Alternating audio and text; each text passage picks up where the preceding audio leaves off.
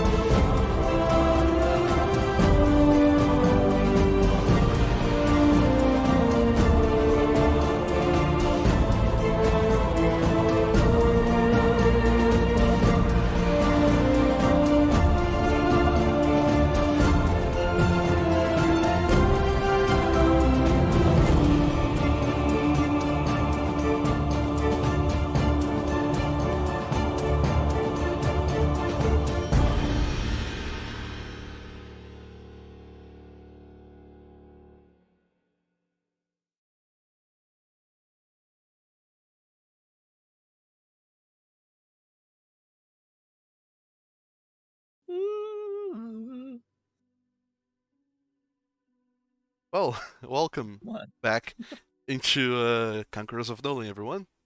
Going live here with our lovely boys, Draenef playing Drachdarin, the Dragonborn fighter.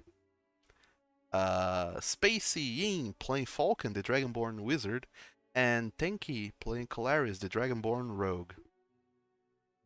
Which makes me think that at some point you guys are gonna get together and decide that your team name is now Team Lizard or something. We wouldn't be so uncreative. In a world with so many lizards? Wouldn't that be like saying, like, hey, we're Team Human?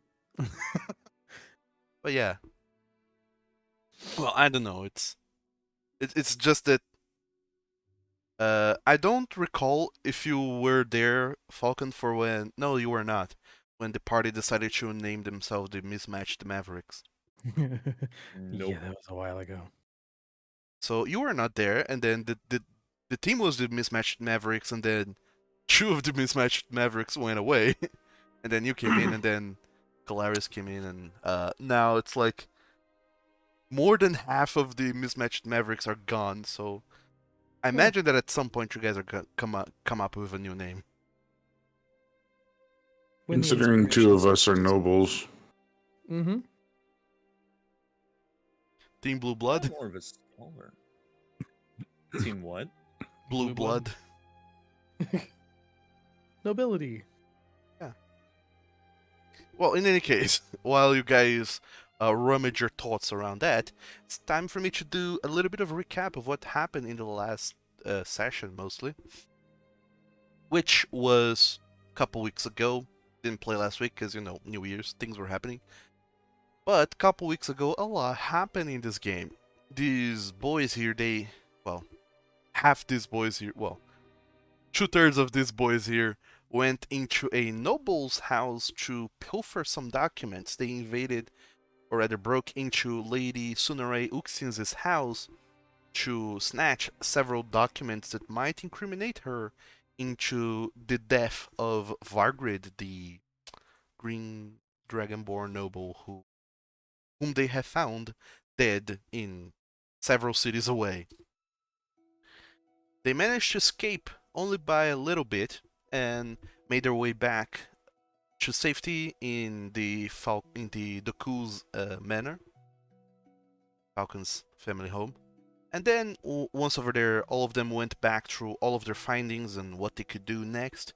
And after deciding that for now, a lot of their doings are emotions, they could chill out for a little bit.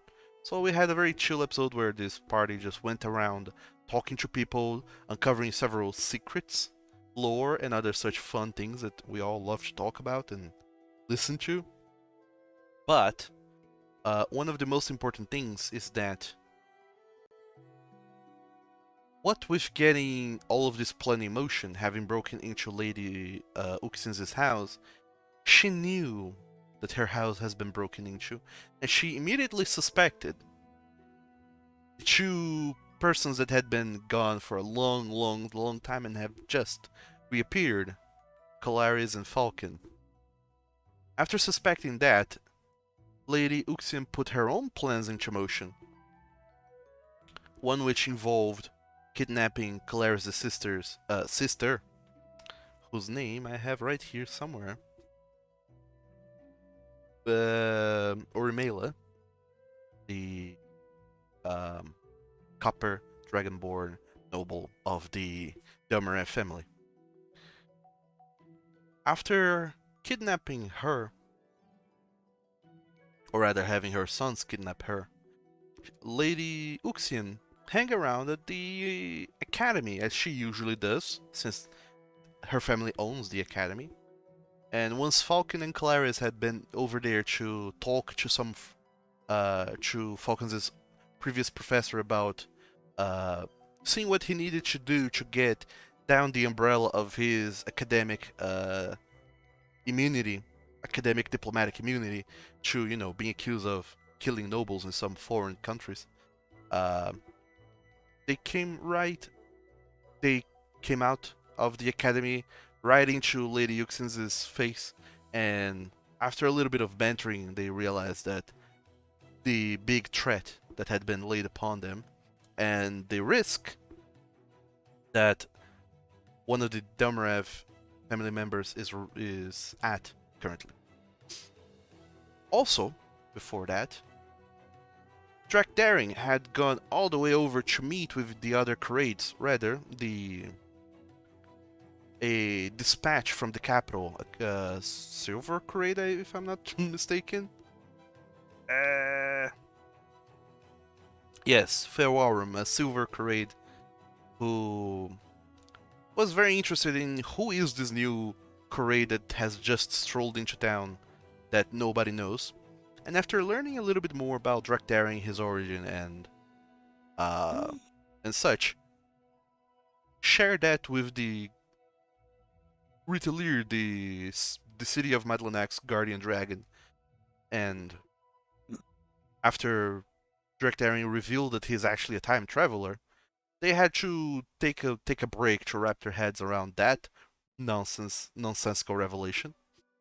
And once Drachdarin was free to go, now clear of suspicion of being some sort of spy or, agent of chaos sent by whoever, the trio met up and decided to go, and instead of doing as Lady Ulxian said and not taking her to court, not presenting any evidence they found to anyone, and letting the whole case die, they decided to challenge her and go find Kolarys' sister, Rimela, and by doing so, they found themselves at a temple outside of town, sort of an abandoned temple outside of town, whereupon they found the Lady Ulxian's twin sons, and Kolarys' sister passed out on the ground, as they had just cast some manner of spell around them in that area to protect it. We had our party semi-split up, while Falkan and Claris entered through the front door stealthily and without being perceived. We had Drachdarin jumping into the temple through a side window, making a very loud noise and very big distraction, enabling his companions to get in there unannounced. And that is where we left off, everyone. So, I just super duper described what the hell has just happened, and yeah, that's where you guys are right now. Drachdarin have just jumped into the temple, into the church through a side window, and you see the Ulxian twin boys there, over there. Kolarys' sister passed out on the ground in between them, and you can see in the dimly lit interior of the church, all the way on the back, Falkan, Claris, and Zasalamel entering the temple. What do you guys do? As the boys just turn to you, Drachdarin, and one of them utters, apparently to nowhere in specific, Mother!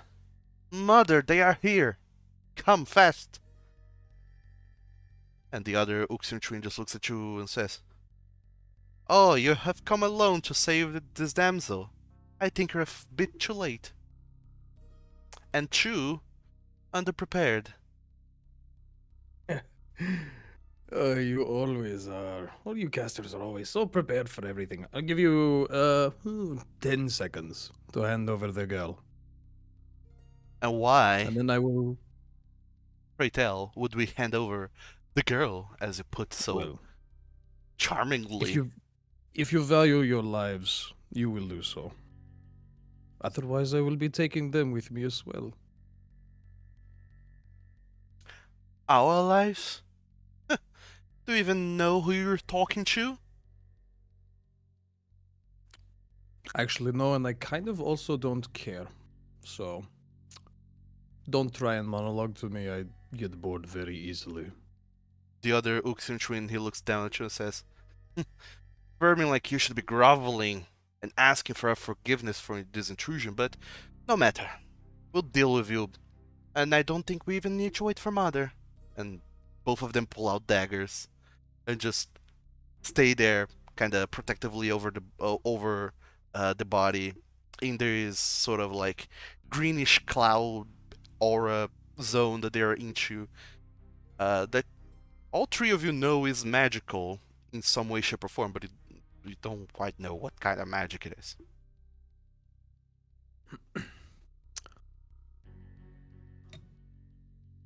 Drachdarin, are you doing anything? I'm just shouldering my axe and waiting for at least Kolarys to get closer.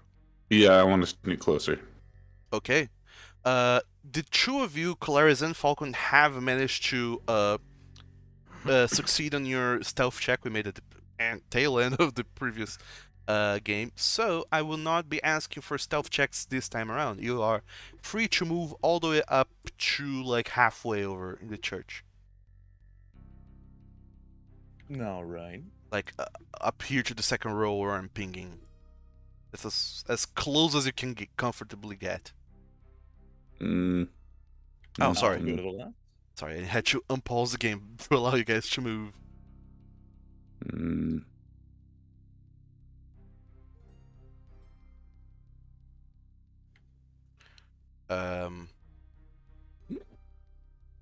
I believe you can also move the Salamel's tokens, can you, Spacey?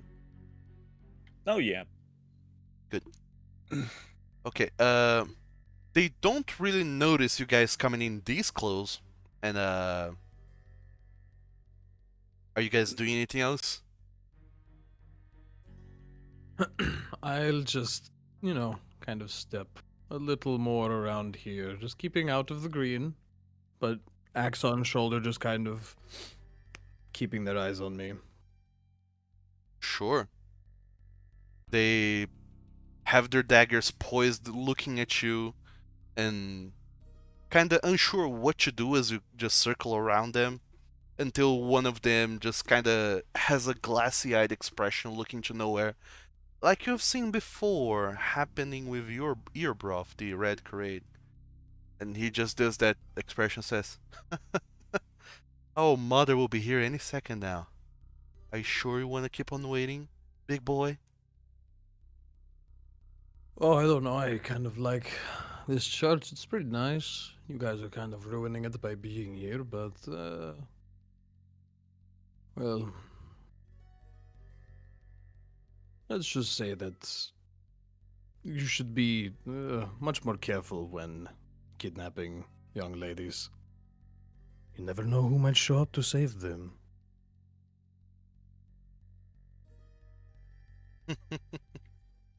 Well, I think I'll do just as I please, and I won't take a word from the likes of you.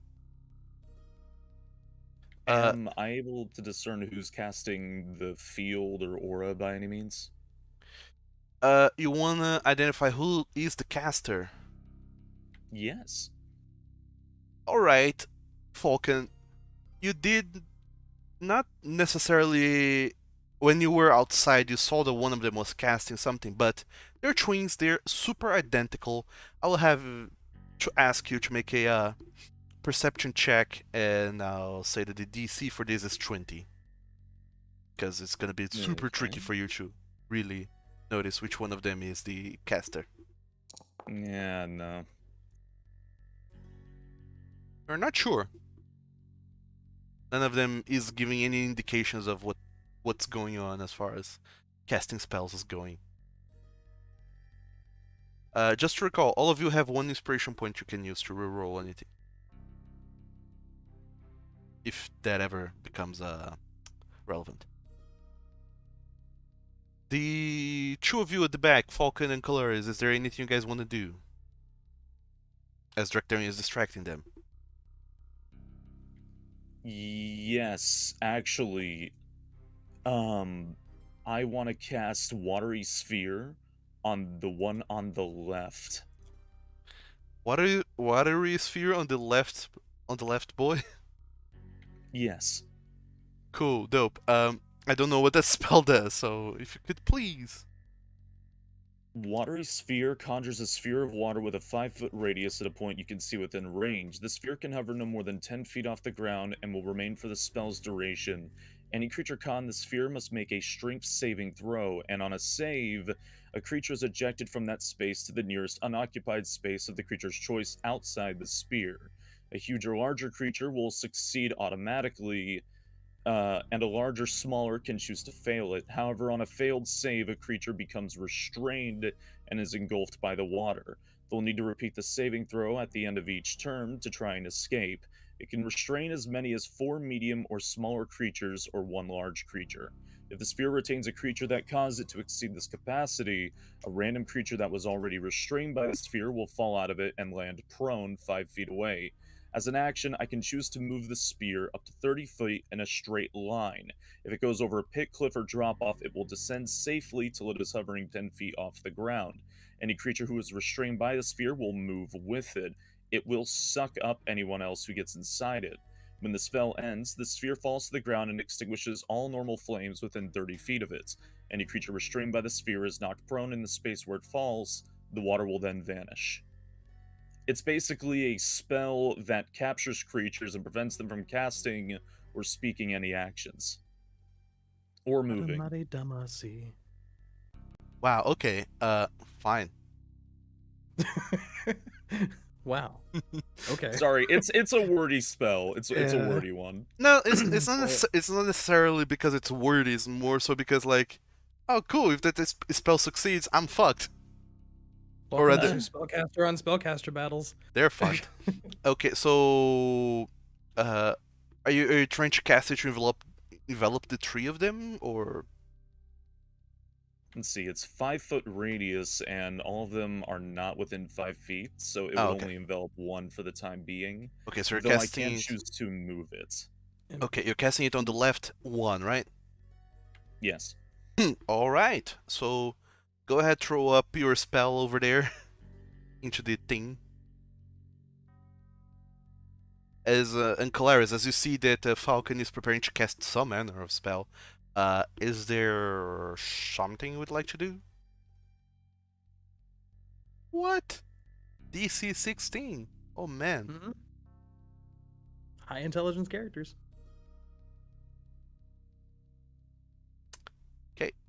Okay, cool. Let's see if the Ulxian twin makes the save.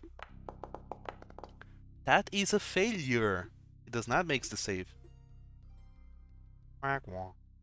He is restrained, and other such wonderful things that will happen to him. Yeah, restrained boy. Ah, damn it. My my DM shield is elsewhere, so I can't quite see that. But restrained, speed becomes 0. Attack rolls against him have advantage. His attack rolls have disadvantage, and he has disadvantage on dexterity saving throws. He can still act. He's just unable to move. Okay, cool.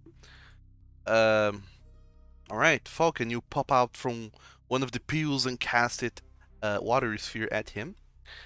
Claris, are you doing anything?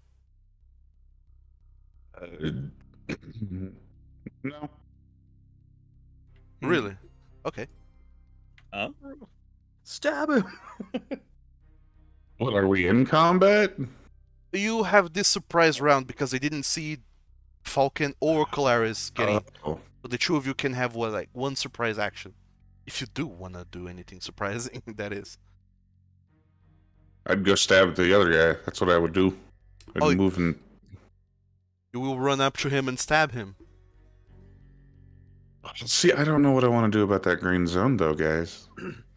Just, you know.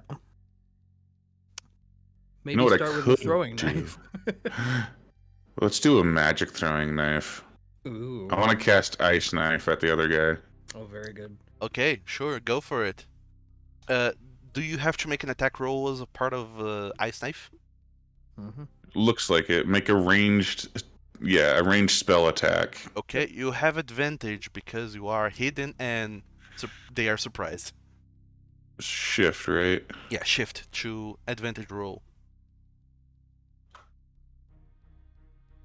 We'll just do first level. Okay. Fair enough. Hello?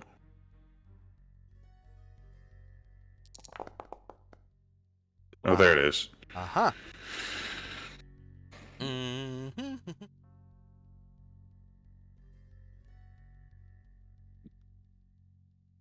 Okay, so you pop out from the pew and you just look at him and you target an ice knife and you cast it, lob it at him. I don't know exactly what is the flavor of ice knife, but you cast it at the other Ulxian twin, the one on the right. And as it happens, there's just a glimmer of light that refracts off of the ice as it's being conjured and cast, and apparently the Ulxian twin notices that just in time to dodge it, and he hides behind the plinth that is there in the middle, and then as it hits the plinth, it explodes, and he makes a dexterity saving throw and makes it. Bastard. So he suffers. I know, right? It suffers no damage whatsoever. Actually, you're kind of in luck that it exploded here on the plinth and not on him. Otherwise, Orimela on the ground would have taken splash damage. Yeah.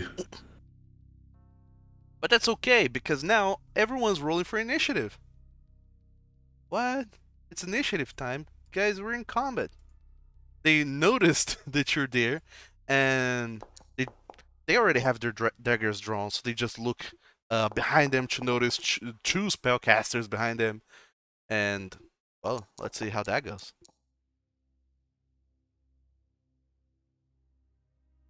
I have to roll for all of my characters. Friggin' speedy rogues. Oh no.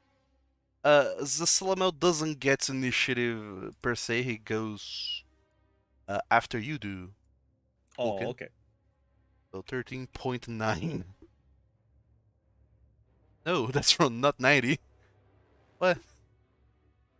90. Initiative of 90. Oh no. Yes, I have an initiative of 90. That's my dexterity. What do you think of them apples? Alright. Let me roll some dice.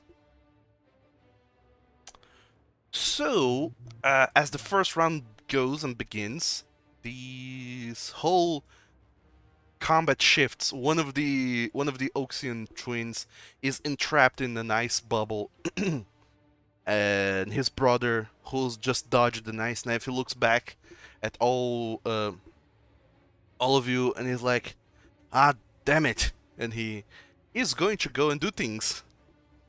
What things, though? Boy, wouldn't it have been good if I did a little bit more of researching. Why he's so fast? Right? He notices that Falkan is concentrating on a spell that's restraining his brother. So he's going to go ahead and use the rogue class optional class feature, Steady Aim, to get advantage on his attack at the cost of being able to move. And he's shooting an arrow at you, Falkan, Great. with his short bow. He pulls it out from his cloak, actually. It's kind of well hidden, so you couldn't even see it. He pulls it out, draws an arrow, knocks it, aims at you, and fires it. And by Lord, it hits. God. I believe it does at least, right? What with that 29? Yeah, 29. I only have 10 armor. What? Your armor class is 10? Wow. I keep forgetting that. Sorry about that. Yeah. He's a wizard. He has robas. And that's it. Okay. So, on top of, hitting you and dealing 8 points of piercing damage because he's a rogue, he's also gonna deal sneak attack. So, in total, you suffer 25 points of piercing damage. Okay. Goodness gracious. And I need you to go ahead and make a concentration check. Or constitution saving throw. Has to be higher than. Constitution saving throw. Yes. You need to beat a 12. Yeah.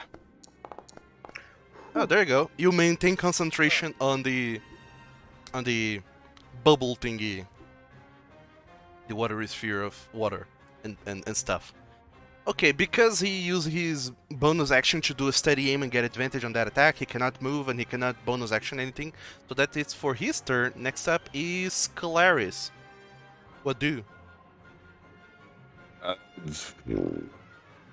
Does that pew in the middle there count as obstruction? For the purposes of this, I'm going to say that yes. Every object in the scenario counts as half cover, so it gives you +2 to your AC. If I it can is still make it over to his side. sure.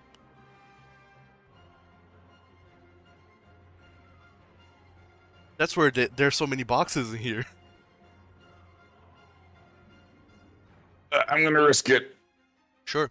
Yeah, that reminds me, the other oak symbol is concentrating on a spell. The green bubble zone thing. Claris, as you enter that area, I need you to go ahead and make a Constitution saving throw.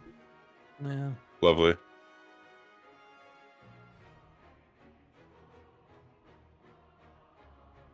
Oh boy. Nice. You meet the DC, so you succeed the spell. Oh, goodness. Okay, you are not affected by whatever this is.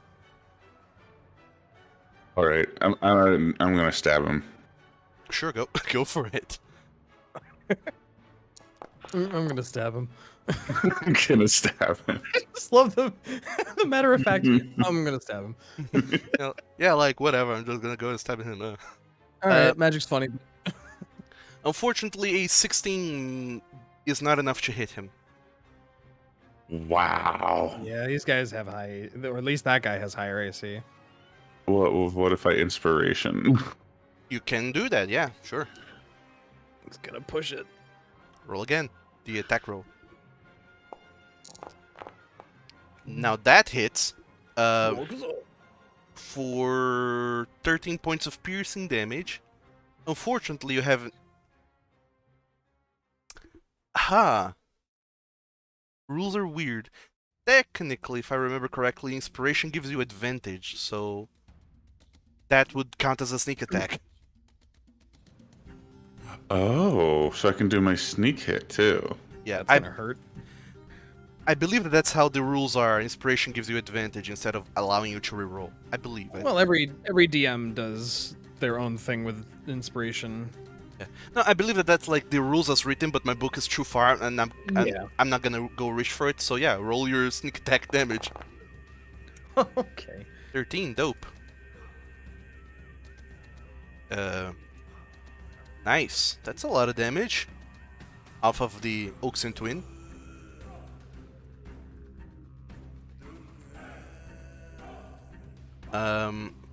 Okay, that's your movement, your action. Doing anything for your bonus action there, Claris? I don't think there's anything I can do, so no. Alright. Fair enough. So, that's your turn. Next up is Drachdarin. Okay. I'm going to come stomping right up to these guys right here. Sure, make me a Constitution saving throw as you enter the green zone of badness.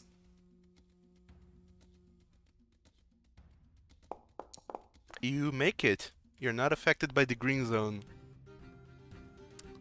And I will just heave my axe up and smirk at him and I say, this could have been so much easier. Sure, what are you doing? Starting with... Oh, by the way, Ah! a natural 20 Uh, for 28 damage. which one of the boys were you hitting again? The one that Kolarys stabbed. Oh, okay, fair enough. It's just because if it was the other, you have advantage against him. That's fine. That's- I have many attacks. 28 points of damage. Oh boy, he's bloodied. Just so you know. And I will use my other attack on the one that is in the water bubble. You have advantage. Time to die, boy. What do you mean that? Oh, I see. I need to fix that too. Oh no. Remove. Drag. Drop. Click. There it is. 28 to hit. That hits for 9 points of slashing damage. 9. Yeah.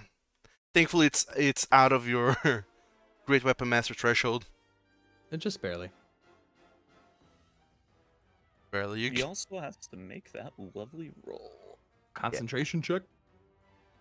Roll a concentration check for Ulxian Twin. Spell, unknown spell. Sure, go for it. He makes it. Yeah, he makes it. He is able to maintain concentration on the green zone. Keep smacking him. Yeah. That's my turn. Okay, fair enough. Now is the boy in the bubble. This turn. He... What in the world is he gonna do? Bubble boy. Bubble Boy. Lady Ulxian doesn't want him getting sick. We put Right. in the bubble for you. It's okay.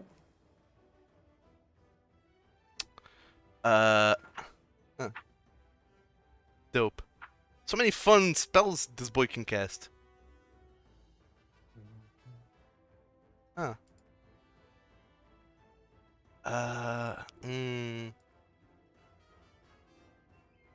Interesting. Interesting. Risky, but let's see if that pays off. He's going to drop concentration on that spell which he's casting. Actually, no, never mind. He's not going to do that. I had a better idea. He's going to go ahead and spend one of his high-level spell slots to cast.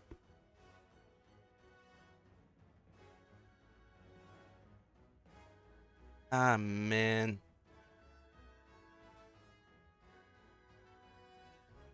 Nah, that's a good spell to cast on you. So I guess it's gonna be it's gonna be basic. He can't even. Yeah, you know what? Being restrained sucks. So he's going to go ahead and cast Magic Missile at you, Falkan. No. They just don't like our mage. Oh, he's being restrained by your mage. That's not fun. Alright.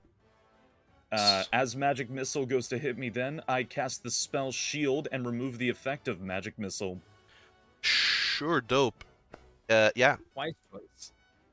You see that he, from inside the bubble, kind of like spinning in suspended motion, he's kind of sort of upside down. He does a little bit of very familiar casting sign that you can see from a distance as he casts Magic Missile. You just put up a shield and it just pew pew pew at your shield for no effect whatsoever. He just spent a spell slot for free.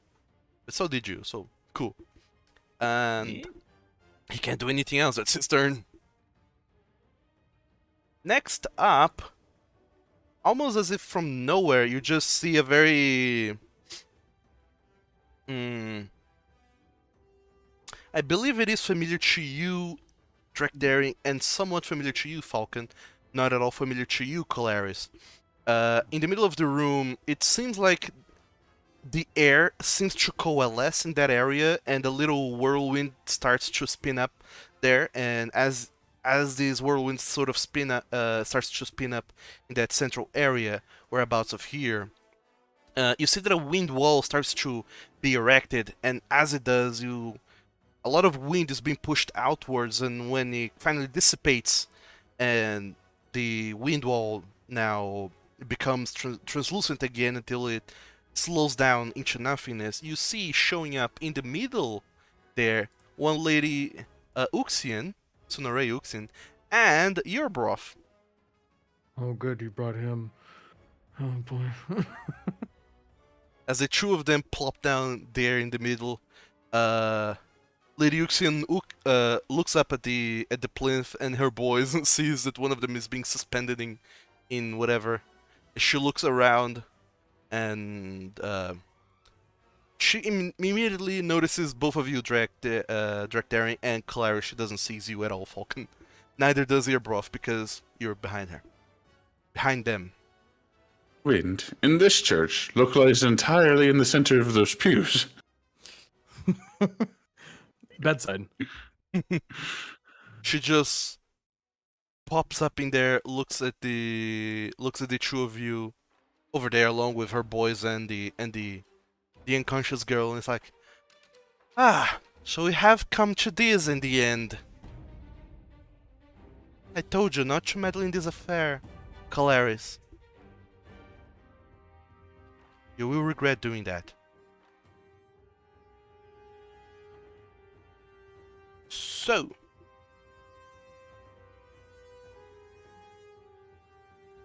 did you take damage you shouldn't have taken, Falkan?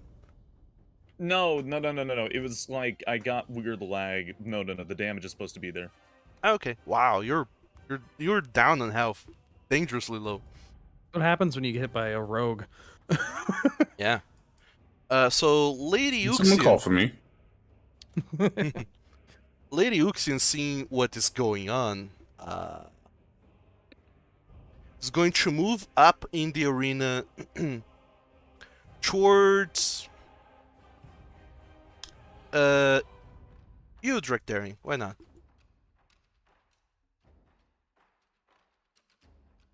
And as she moves over there, you see that she just pulls out a dagger from her robes, looking up at you, and she's very, very swiftly spins it around in her hands, lob it from one hand to another, as she just very slowly walks towards you. And as she gets like incredibly close, about 10 to 5 feet away from you, then she starts juking left and right to throw you off your game. And then she finally goes in for the stab. But as she's about to go stab, you see that her dagger starts to glow with a sickly green, and it becomes flamey. And then she tries to go and swipe at you with her dagger, casting a cantrip. Yep. And she fails to connect. Yeah. Block it with the axe. She super duper fails to connect. Actually, she's moving over there to get the +2 flanking bonus. Not that it helps, but it's there. Yeah, she fails to hit you with her dagger. But at this point, you get a little bit unsure, because for a caster, she seems awfully good at wielding a blade. You suspect that there's some manner of foul play here going on. And now I'm just imagining Drac with his big size is just watching this lady in front of him, just like trying to be all fleet-footed, and he's just like, what are you doing? And then she tries stabbing, and he just like idly flicks it away with his axe, like, what is this? This is silly maneuvering. Stop doing this. It's kind of like a medieval version of that that scene from Raiders of the Lost Ark. Yes, I was just thinking. The dude's spinning the sword around and he just pulls out a gun and. Yeah, pretty much. Earbroth, unfortunately, is susceptible to the effects of the green zone, so he's gonna go ahead and make a Constitution saving throw. He makes it. Why wouldn't he? God, he Unsurprising. really makes it. Goddamn He moves. brutes. He moves up there, and is a little bit too big to, get into a good flanking position, so he's gonna go for it without the flanking bonus. It doesn't need to anyway. And yeah, you see as he pulls out his great sword, he looks at the two of you, especially at you, Drachdarin, and you see that there's a little bit of like a weird emotion going on in his face, almost as if he's like pouting a little bit, sadly, like, I thought you were the good guys. Seems like I was wrong. You were a traitor all along. And he's coming down with his sword onto you, Kolarys. Does a 23 Lovely. hits. Uncanny dodge. Yeah. Sure, Always the uncanny dodge. Yeah. you have that damage from 15 to 7. Alright. As he comes down with his great sword on you, you dodge just in time to not get cleaved in half, but you still kind of get pelted a little bit. As you dodge forwards towards him, using the classical Dark Souls maneuver, dodging forwards, and he still hits you with the hilt of the blade, but thankfully you're not chopped in half. And then for his second attack, because, he's a fighter, 26 is going to hit, I'm afraid, for 11 points of slashing damage.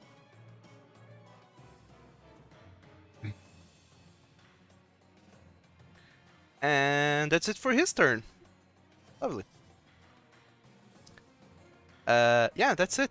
Next up is Falkan. Alright. I'm going to use the effects of Watery Sphere and push it towards Lady Ulxian. Yeah. Dope. Go in the bubble. Into the bubble. Into the bubble you go, you foul beast. What? Oh. Man. Nah. Come on, La la. Who Who the frunk would have thought that that would have worked? I love Water Sphere now. New favorite spell. Trouble with this fight and be like, hey, we have a zombie we should probably use, but now, like, shh, I'm working on it. You can chill. We got this. And boy, here I thought that. Well, there you go, Falkan. You are playing the most OP class in the game, the Wizard. Hey man. So long as wizards. you know what you're doing, boy, Wizards are a fucking nightmare. What else are you doing with your movement and bonus action, Falkan? Just trying to think. I can't remember if cantrips I could cast them after casting a spell or not. Did you use your action to move the sphere? I believe it says you can. You do use your action, right? To move the sphere around. Let's see. The spell's effect. See if it actually says action. Let's see. As an action, you can move the sphere. Yeah. Yes. Okay. So you can cast any cantrip that is a bonus action, of which I don't think there is any. So, yeah. I do not believe so. I can only cast a bonus action right now. Yeah. Bonus action cantrip, is there any? No, you don't have any. Cantrip, no. Just bonus action spells. But as a bonus action, you can always drink a potion of healing if you have any. I, for the life of me, do not have a healing potion. We handed out healing potions. Oh wait, did you hand me a healing potion? I thought we doled some out. I gave you a Have normal one. one.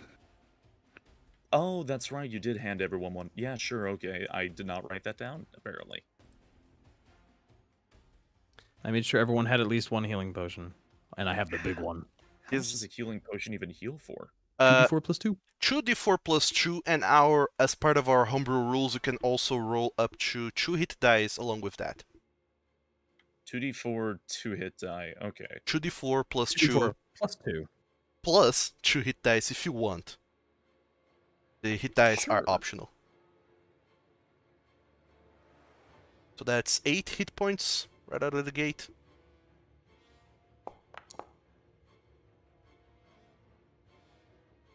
Oh no. I mean, Forget. these hit dice are only d6s. It's you Yeah. can only do so much as a wizard. Working on it. Wow, who's rolling 6s? Wow, look at you. Yeah, those are some healthy 18 hit points to get back. You are no longer bloodied. Good God, my hit dice are tiny. Yeah, they are. It's fine. My HP is also tiny. This is a Mhm. lot for me. I promise. Yeah, it is. That's what you get making Constitution your dump stat. Also, I don't want to be that guy per se, but am I technically in range of that bubble if it's a 10-foot diameter sphere as it goes by? It can be a little bit off to the side. It doesn't have to be necessarily where you are. Okay. But sure, I'll move it a little bit to the side to dissuade your fears. Falkan, are you moving anywhere? I'm hidden right now, right? So I guess I'm not moving. You're not hidden. They know where you are, and you're just behind cover. Maybe Okay. away from the 15-foot tall monster that just appeared. That might not be a terrible idea, if I'm being honest. Remember that whole talk about I could fight at 150 feet? Yeah, all right. But I should still be relatively close. Well, it's up to you. Have your 30 feet of movement speed. Choose where you want to go, if anywhere at all. I'm just counting. Sure.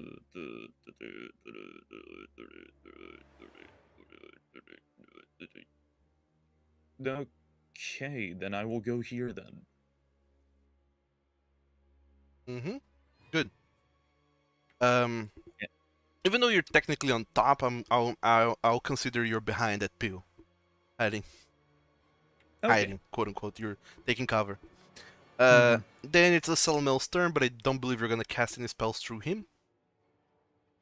can't really do much with Zaslamel right now, so I will keep him nice and cozy behind that box. Yeah, he's just a crow perched there. There's no reason for them to believe that Zaslamel will do anything. Ah.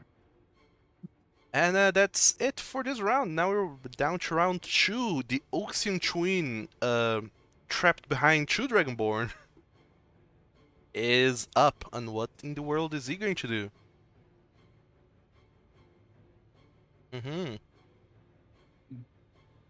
3k. He's going.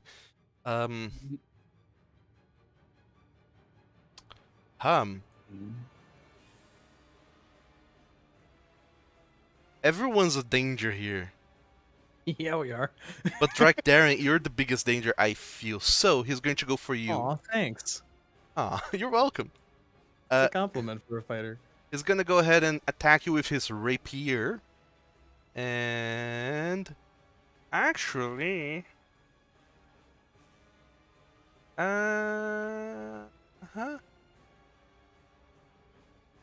he's going to attack you, Drachdarin, with his rapier. Plus 2 from flanking. That's Ow. 27 to hit, which does hit for 9 plus sneak attack. Does he have advantage on that? No, but there's allies close to him. They are restrained, but they are still there. They can distract you in some ways. That's right. Ow. Yeah, you suffer 31 points of piercing damage from this magical rapier. You can end the sentence there, just you suffer. You suffer, You suffer. period. End of story. And then he's gonna use his bonus action to do the thing where he moves away as disengages. That's the word. That's the one. Disengages and just gets the ever living crap out of there. Moving around your broth and hiding behind that peel. And that's it for his turn. Kolarys, you're up. What do? What do I do? I'm not flanking anybody anymore, unless I can go flank the guy in the puddle, in the bubble. You, yeah, unless you bonus action disengage. Wait. Yeah, I could do that. You could. Oh no. Oh no. Is yeah. No, it's just that Cunning action. my foundry froze. Oh no. Cunning action disengage. Mm-hmm. So that's my bonus action, and then move. Yep.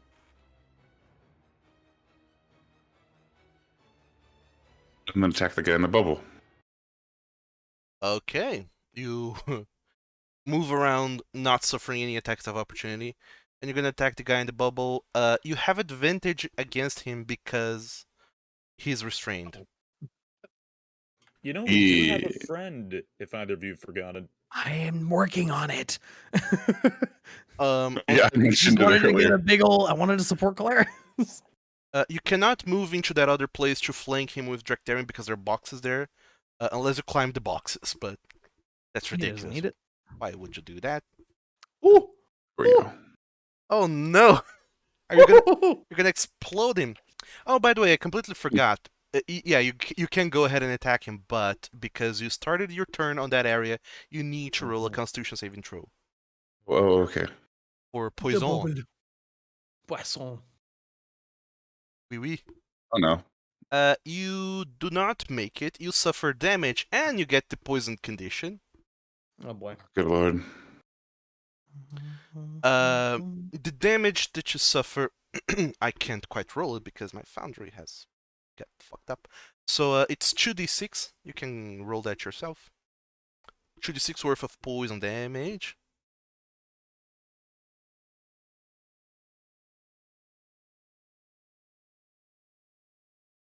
Yeah, you suffer 8 points of poison damage. 3. And you suffer the condition poisoned, which means you have disadvantage on attack rolls and ability checks. you can mark that you're poisoned, and you can make a Constitution saving throw at the end of your rounds to stave off that condition. However, because your first roll was a natural 20, it still counts Hell yeah. for damage. So you can go ahead and roll your sneak attack if you were sneak attacking, because critical damage is dumb, sort of. Critical And also damage I'm is there. done. It's dumb. It's dumb for me because this guy is 100% gonna die. You get to double your sneak attack dice, so roll sneak attack again. Oh my god. Explode this boy. More dice. More dice. Yeah, All of the dice. Oh my lord. So much. So that's 26 plus. Oh boy, 26 plus 20. That's 46 points of damage. Oh my god. Oh, okay. How much you enjoying this? Okay. Half of 46 is 23. I don't think he'll make it to save. Yeah. no No way! No way! Stop! As Get out of here! As I leave him brief, he's still alive. He's made the save, and yeah. Although he's down just like 6 hit points, so I have no idea how to add the poisoned effect. let me do that for you. I just right click on your thing and go to say poison. You are poison. I have disadvantage on those Okay. things. We be back. Lovely. Okay, so that was your bonus action. Move part, half of your movement. Are you doing moving anywhere else? You are still disengaged, by Nah. the way.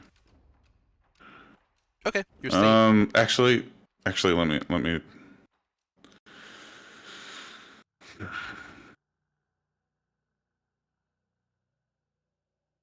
We should move. You know what? Let's do my other half and move.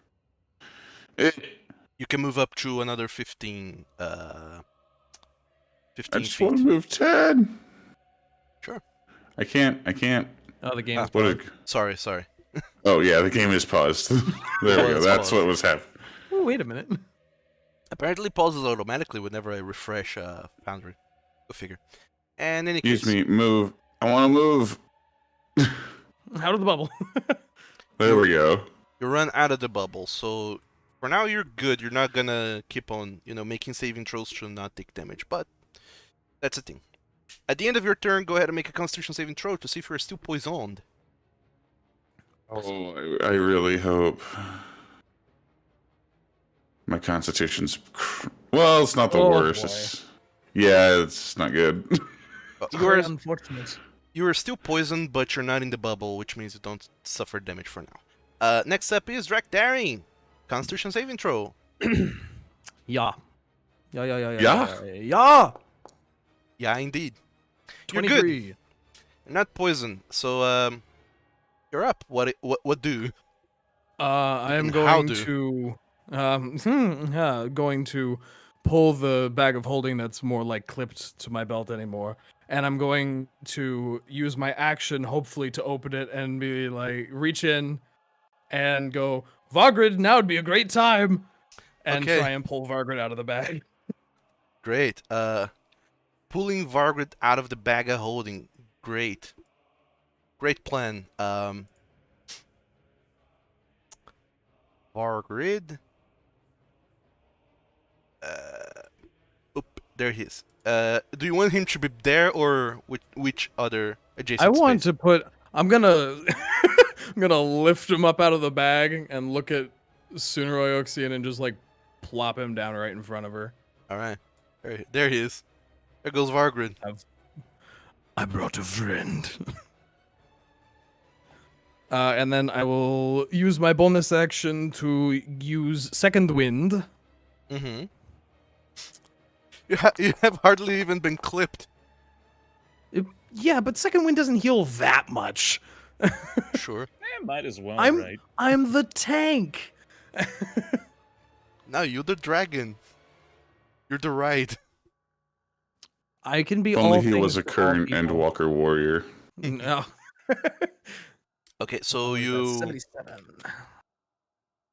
after suffering some damage from whichever source, I don't quite recall, but you probably have some cuts, some wounds on your body. You just focus on the adrenaline coursing through your body. You clench super hard to make sure that you get an extra whiff of that adrenaline coursing through your body that allows you to ignore the pain, and you heal 14 hit points as you do that. Yeah, 'cause I have one really solid hole between my ribs thanks to a certain rogue. Could be worse. Could have 2 holes. That's true. What am I gonna? I mean, I guess I'll just hang out here for now. Sure, not moving then. Cool. Cool.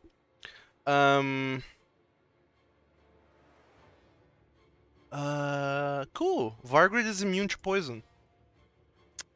I would hope so because he's a revenant. Yeah, he's an undead. He does not have that. Yeah, cool. It was just his turn. Because it doesn't break the initiative order in any crazy ways. I'll give him a turn. As you plop him out of the bag, Vargrid looks at Lady Ulxian, and you just see his eyes flare up. It was kind of burning with a sickly green, now it burns even brighter. And he just looks at her and he knows she's the target of his vengeance. He's going to take her down no matter the cost. Lady Ulxian, you see that her face goes pale and she realizes just what the shit's going on. So yeah, it's gonna get wild now. Vargrid is, of course, being a revenant, gonna use his multi-attack to use the short sword someone gave to him and attack Lady Ulxian a couple times. Oh, he has advantage, sorry. 12. Second attack is 11. Wow, Vargrid. Being in the bag has not done you any good. Doing his best. Yeah. As he's plopped out of the bag with sword in hand, you see that he's still kind of sort of weirded out by the whole being in a vacuum for like a couple of days and then being back here. It shifts his perception of gravity a little bit, and he's off his game as he's warming up. And that's his turn. Next up is the other Ulxian twin in the bubble. Now, what the shit is he going to do in that crazy ass situation he's in? Yeah, he's going to drop concentration on Zibbel. There's no longer a bubble of poison going on, but he's going to go ahead and cast a spell. That's why he dropped concentration. And you see that as he as he's going to cast this spell, he does the usual verbal somatic material components of the spell, lifting up his wand and doing a lot of hand gestures, but there's something different to the way that he performs his hand gestures and the things that he says. It seems like he's applying some sort of meta magic effect to this spell that he's about to cast. Which is a cue to Falkan. Are you going to counterspell it? I was actually about to say, while he's casting the spell, yes, I would like to counterspell it. Okay. Sure, plop up the counterspell details so I can see what the heck he is up with it. Okay, yeah, he's casting a 3rd level spell. It just fizzles out as you counterspell it. So he's not casting haste. Oh, Okay. oh my lord, that was scary. Twinned haste. Delicious. Haste is freaking terrifying. Oh god, twinned haste. God. He's a sorcerer. And then he's going to go ahead, noticing that all the way over fucking there, Falkan, you're counterspelling him. Wow, Exactly in range. you're exactly within range. He's going to go ahead and do the gestures for another spell that he can cast. And he's going to use some of his apply some meta magic to quicken that spell. So he's going to cast a cantrip as a bonus action. All right. I was gonna cast that, but I think it will fail if I force you to make a intelligence saving throw. Why in the world would I do that? Mind Sliver? Yeah. So no, he's not gonna do that. He's actually gonna do something much simpler, but just as effective. He's gonna go and firebolt you. Yeah, fair. Yeah, that's just it. He's just gonna toss a firebolt. Because there are... Well, he's restrained, and because there are boils there, he has a disadvantage on this. But I believe a 14 hits. A 14 would hit, yes. Falkan, you suffer 10 points of fire damage and needs to make a concentration check.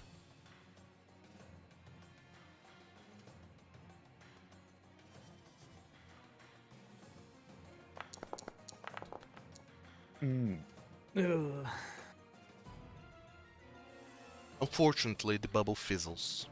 Inspired? Sure. Reroll that save. Alright. Oh, you just make it. 10 is what he needed to save, so yeah, the bubble remains there. It does not fizzle out. And you can see that the Ulxian twin floating, spinning around in the bubble, he just curses audibly. And that's it for his turn. Next up is Earbroth, the big red Kraid, who's going to look around.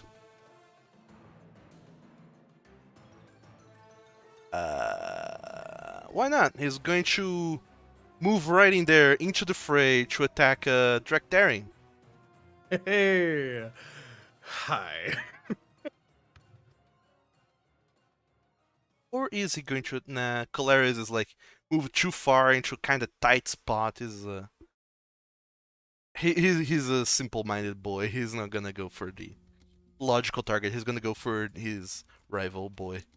So yeah, he's gonna move in super close to you, Drachdarin, and attack you a couple times.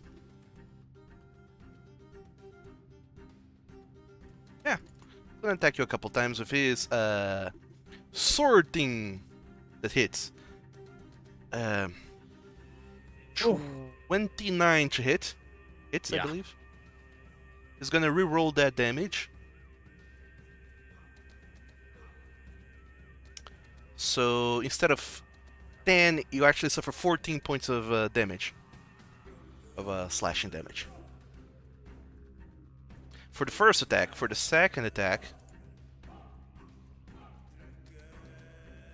For the second attack, he's actually going to use his Great Weapon Master feat. You see as he hits you, he gets very confident. He see a much larger green going up on his face, and then he tries to strike you down. So it's this minus 5. So 21 to hit. 23 actually. So you suffer 27 points of slashing damage.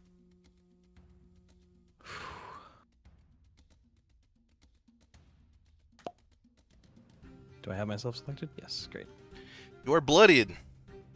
For the first time in a long time. Yeah. And just as he hits you and you let out a very loud groan of pain, you see that there's a little bit of, like, doubt and regret in his face, because he's not super sure that he should be attacking a fellow Kraid. And as you see that he's about to lose a little bit of resolve, Lady Ulxian from within the bubble says, "Take them down! Do it right now, Earbroth! It's your duty to protect our house!" As she's floating around, rotating in space, and Earbroth just nods. He he blinks several times as if to clear his head, as a couple tears stream down his face, and then he action surges against you. Drachdarin, he's going to make another two attacks against you, both with Great Weapon Master. The first is a 13 to hit, which misses. The second attack Ugh. is a 22 to hit, dealing 20 points of slashing damage to you.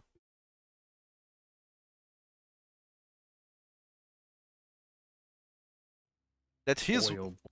that's his one action surge for the game. Yes, I know he doesn't have fighter level game. Don't have to tell Yes, me. thank you for reminding me. You say 20 points of damage? 20, yeah. Because it's 10 plus 10 from the Great Weapon Oh, Master. that's right, Great Weapon Master. Same thing with that. It's like, wait a minute. Same thing with that 17, which was actually 27. Yeah, Drachdarin, you're down to dangerous levels of health. And I'm fine. Good. That's it for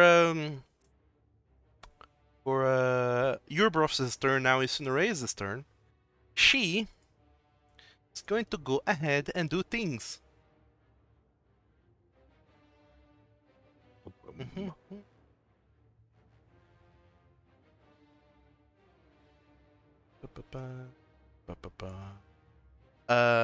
me look up these spells to see what they do again. Boy, isn't it fun having like 5 casters on the field at the same time?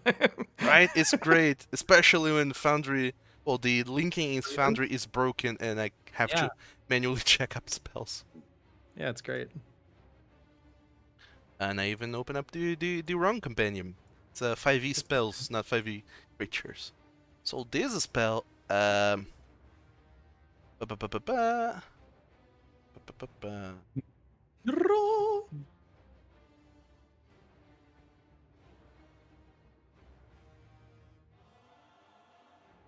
what? Okay, that's a thing she can do. This is a crazy ass weird spell. That's a tricky dicky spell to do and use. So she's not gonna do that. She's gonna go with this. She's gonna go ahead and cast a spell against you by lifting up her staff, and with her staff she channels in some power and she tries to poke you with her staff. It doesn't matter so much that she's trying to hit you because this is a saving throw. So Drachdarin, I need you to go ahead and make a dexterity saving throw for me, please. Those I'm really not good at.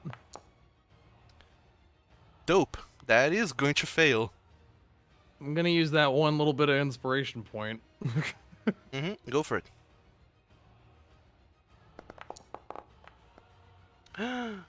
Oh damn! 15 just makes the save. Thank God. On a successful save, the target takes 2d8 necrotic damage and the spell ends. So for 9 points of necrotic damage.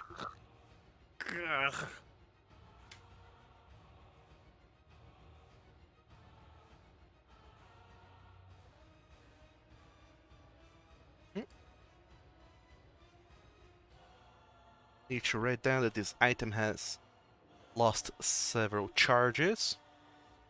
And she is going to go ahead now also. Ugh. I know he doesn't have final levels. Come on, game.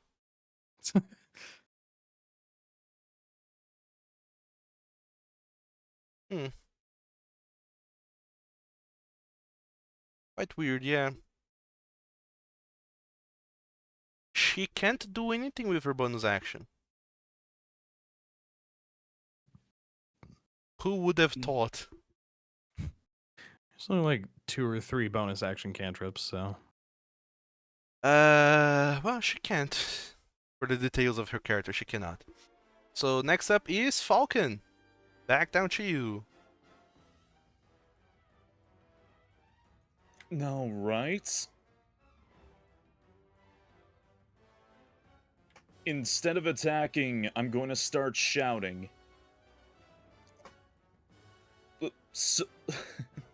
Lady Ulxian, you are being held on trial on this day for the murder of our good friend here, whose name I do not remember off the top of my head, if anybody wants to help me. Vargrid Neodontu? Vargrid! You are nothing more than a murderer, and you are a scum unto this city. Your sentence is death.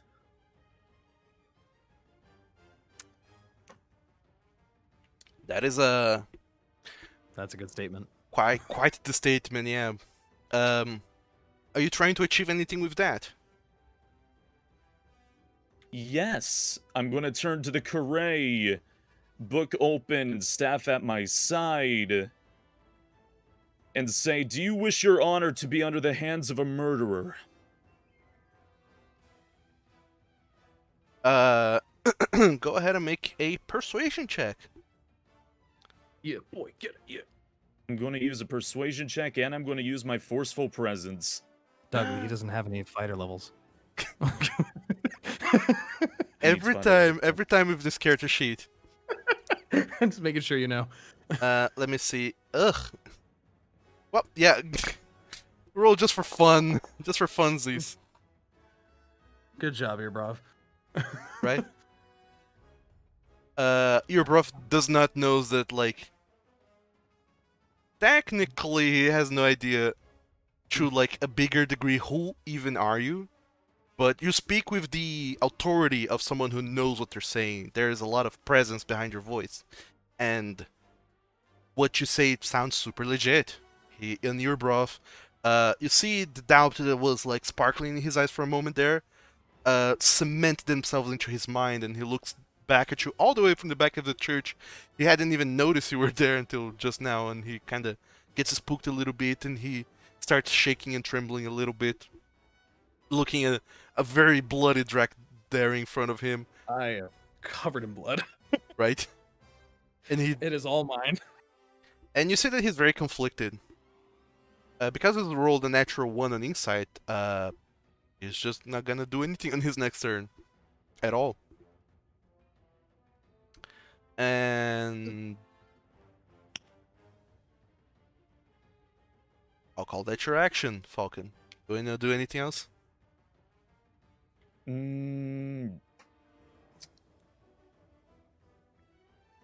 I don't think there is much that I can do. Actually, yes, I'm going to have Zasselmel fly close to here, and I'm going to have him start screaming the word murderer at Sonorai. Oh my gosh. Wow. That's great. And I'm going to have him continue to do so the whole turn. It's great. It's because there's hardly any talking. There's just the clanging of swords against one another and the fizzling of spells as they just blast through the air at one person or another. It's a super hectic scenario, this one that is going on in here, and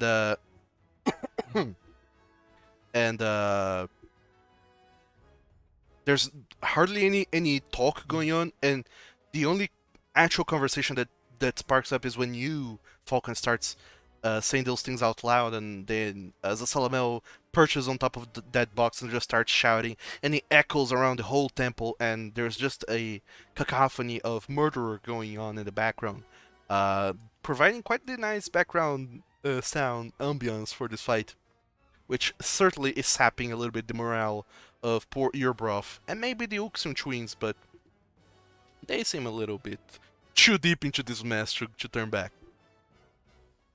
Are you moving?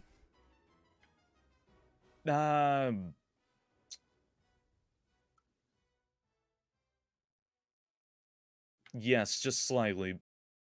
Mm-hmm. Okay. I forgot, by the way, the last time you were attacked, you should have gotten a +2 bonus to your AC, but it would still have hit. Oh, okay. Just something to keep in mind for the next time.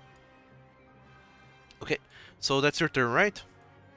Yep. We go back to the top of the third round with the other Ulxian twin hiding behind a pew.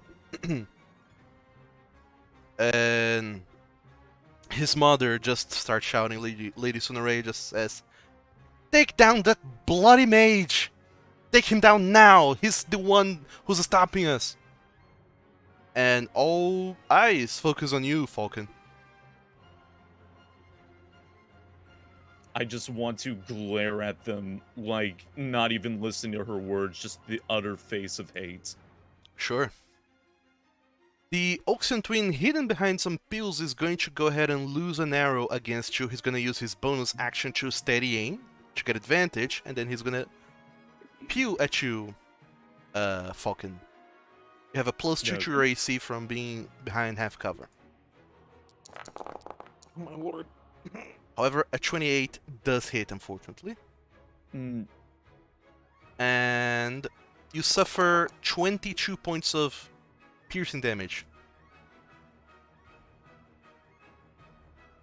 I've had better days. Boy. Yeah, fair. And the bubbles is still up. Just on one knee, covered in blood, and still holding his hand up, holding the bubble. This mad lad right here. Goddamn. The mad lad from Madlenach. Exactly. That's it for his turn. He can move, he can do anything else. So, Claris, you're up. Magical mad lad from my Madlenak. That's Falkan. Hey, look, there's no more stupid poison field. I still have disadvantage, though. That sucks. Yeah, at the end of your turn, you can make another Constitution saving throw to try and stave off Why the did poison. it ping? If you click and hold, it pings. I was trying to move my character token. Probably just held on to it too long. Yeah, Probably. that'll happen. Don't worry. I'm gonna finish this job. Finish him. Kadoosh. Are you attacking the Ulxian twin in the bubble? Yeah. You have advantage on that. So does that just cancel out the other Yes. disadvantage from poison? Yeah, so it's just So a just normal. straight roll. Which absolutely hits, because there are allies of you close by. Oh no, never mind, because you do have disadvantage, you can't benefit from a sneak thing. However, he only had 6 hit points, so he's down to 0 now. Are you striking to wound or to kill? That Not that good. is a very good question. I think I'm just striking to kill. Okay, so he's down to 0 hit points and making death saving throws. Well, he was never truly concentrating on haste, but sure. Yeah, he's down. I'm just gonna take out the hit restraint. He's just straight up down.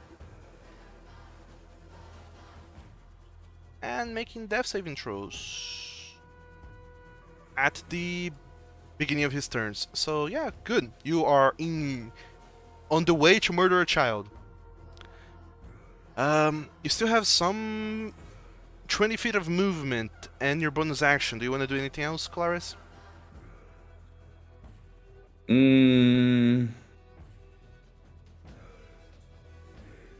just want to look at Lady Ulxian and be like, I told you if you came after me, you'd lose everything. Stone Cold Killer. Hell yeah. Okay, is that your turn? Yeah, that'll be my turn. Okay, make your Constitution saving throw. DC I'm is I'm not holding on to a spell. No, yeah, Constitution. DC 17 should not be poisoned anymore. Um, Nope, Poisson. Still poisoned. Until round 12, you will be poisoned. Gosh, poison. Now it's Vargrid. And that's just the disadvantage thing. The poison's not doing damage.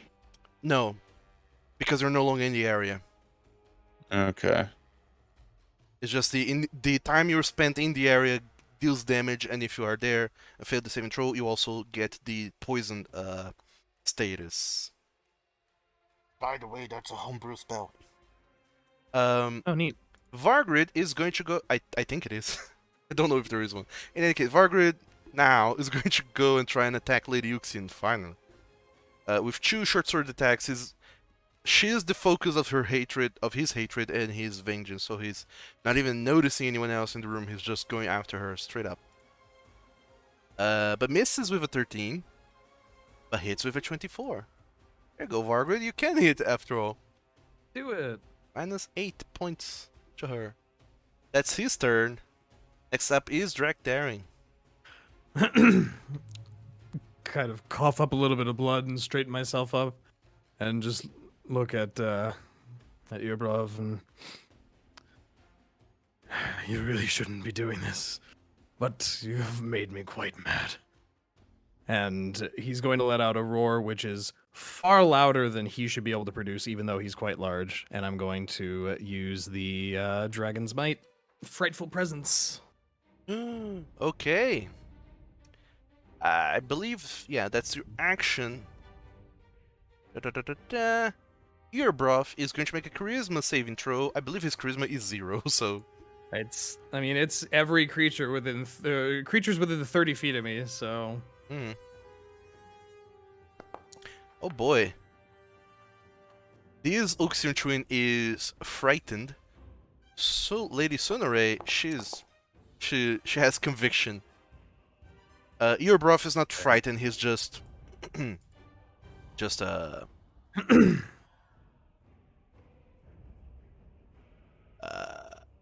he's just stunned.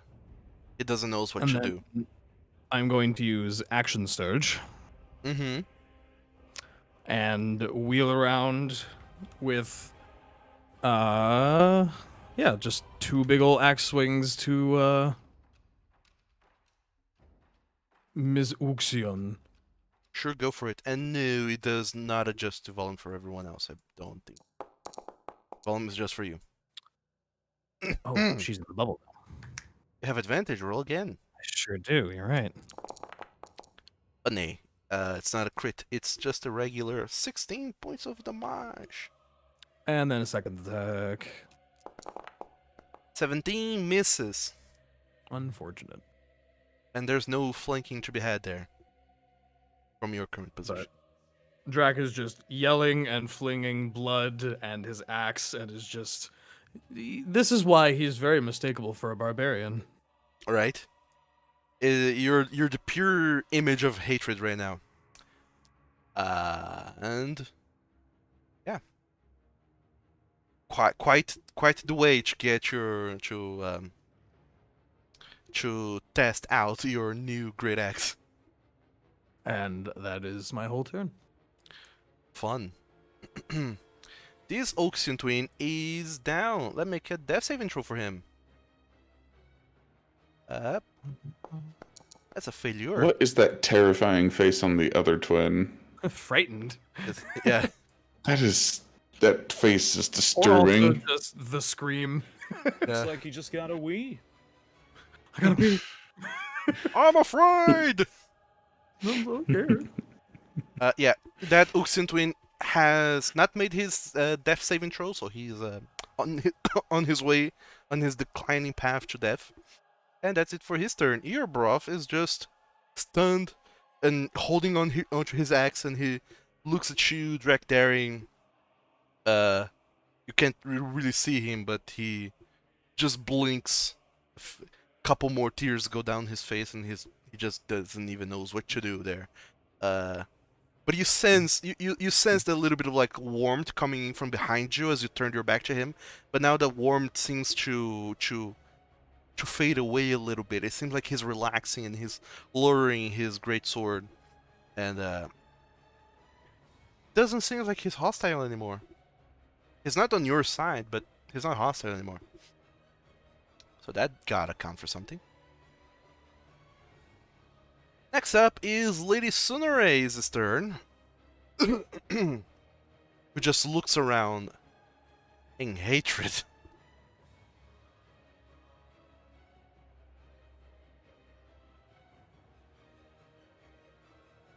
Do I gotta do everything around here? You're all useless. She looks around us for something to do with her powers of chaos. She has a last plan, and she's gonna try and do that plan. As you all noticed, the tides of this battle is turning on them, and they are on the verge of losing. From within her bubble, she just spins around her staff, and looking all the way back at the back of the temple at you, Falkan, and she seems to cast a spell at you from her staff. Hmm. Are you gonna do anything about that? I don't know if counterspell. Can I use that even if they're in the process of casting a spell? Okay, sure. Yes. Yeah. She's about to cast a spell on her turn. So if you can try and counterspell if you want. I will use counterspell. Good.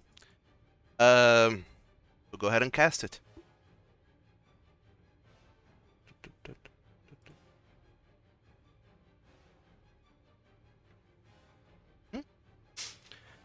So you're casting it at 4th level? Yes. Cool.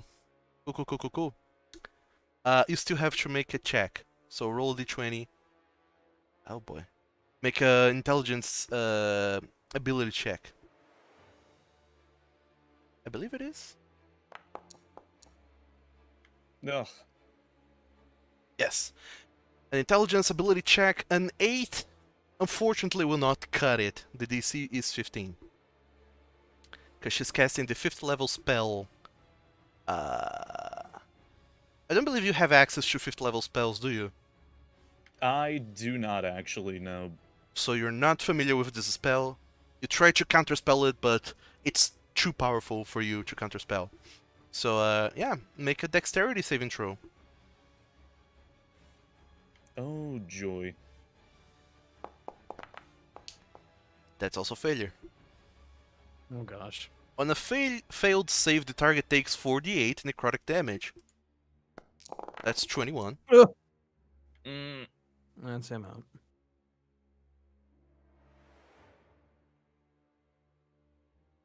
So, as she's spinning from within the bubble, she holds her staff aimed towards you, and you see just this inky black tendril just start to spiral out of it, and incredibly fast it just kind of goes across the temple to slap at you. Almost like it's a pseudopod or a tentacle of some sort. It just flies across the room to try and slap you in the face, and it does, and it touches you square in the chest. And you are hit by it, suffering 21 points of necrotic damage. And you fall down unconscious.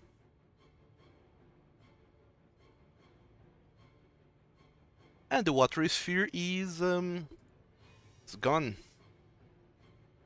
I am absolutely knocked out. But you are, yeah. She falls prone on the ground as a result of Watery Sphere ending. And now that she's no longer restrained, she uses her movement speed that now she has to stand up from prone. And just holds the staff in front of her, sort of in a defensive position.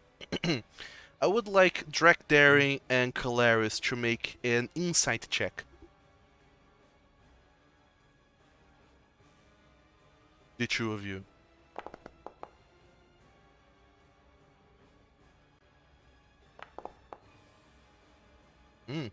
Good rolls.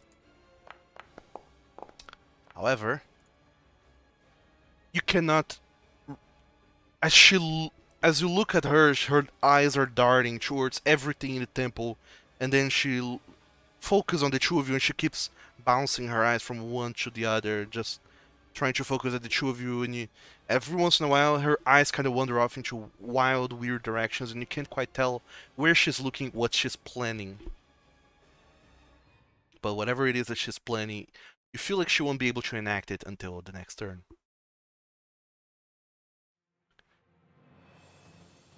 So that's it for this turn for Lady Ulxian. Falkan, you are down. I need you to go ahead and make a death save throw. Okay.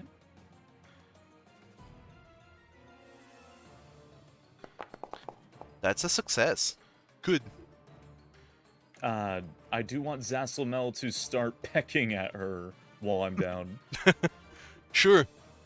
Zasselmel goes at her and starts pecking at her. I believe Zasselmel can make a beak attack if you want.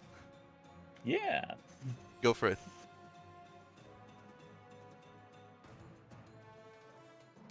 That misses. As she notices that she's being surrounded, she starts spinning her staff in kind of like a kung fu fighting position, movement sort of deal. And there's no bridge for Zasselmel to get in there and peck her. But he's trying. He's determined. Doing his best. Poor thing. And that's it for yours and Zasselmel's turns, I believe. Yep. Right. So now...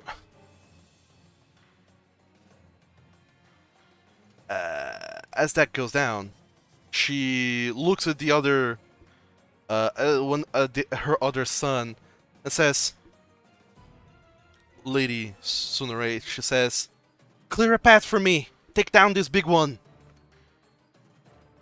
And the other Ulxian twin pulls out his bow, and you see that he's shaking. He's literally quaking with fear from this mighty roar that you just let out, Drachdarin. There's something primal in the way that you roar that just shook his confidence, and he can't quite really aim at you, and he tries to gulp and steady his aim and calm himself down. But he does not get advantage. He will just get you to do a straight roll after steadying his aim. But he's shooting at you. Surprise, surprise. With his short bow. 27 hits. 7 points of damage. Ow. Can't quite inflict sneak attack damage on you. Also, wow, he rolled shitty damage. That's great, because I would have died. Right? I believe he gets to make another saving throw at the end of his turn for being frightened. Um, We've become frightened of you until Probably? the end of your next turn. yeah. Okay. So, Alright. Still frightened for a little bit. Yeah, for a while. Kolarys, you're up. Awesome.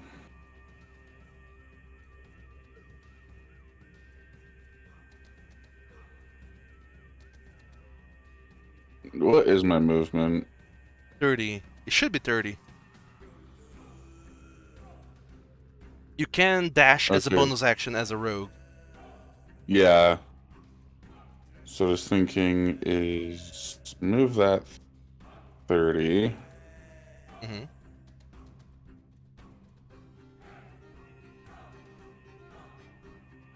Then cunning action.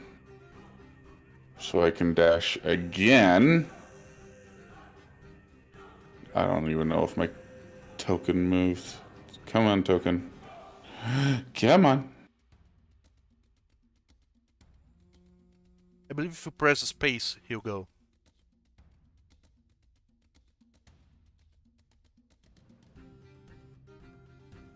It's like showing that I pick it up and I can like move it. Or okay, there. Finally.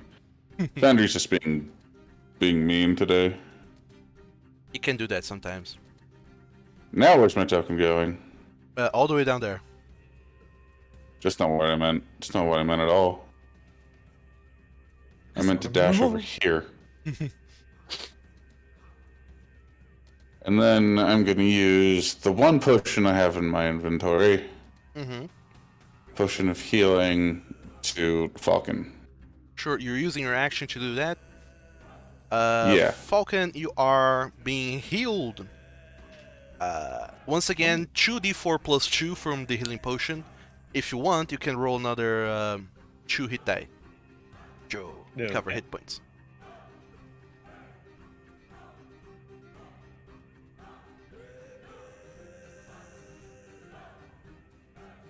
I'm trying to find my hit die. I can't access them while I'm knocked out for some reason. Yes, that's a that's a problem, I'm afraid. But now you'll recover some 10 hit points, so you should be good.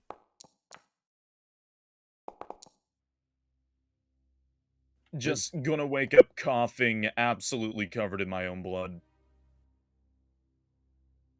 As you do. You wake up to see Kolarys right in front of you, forcing a potion of healing down your throat. Did we win yet?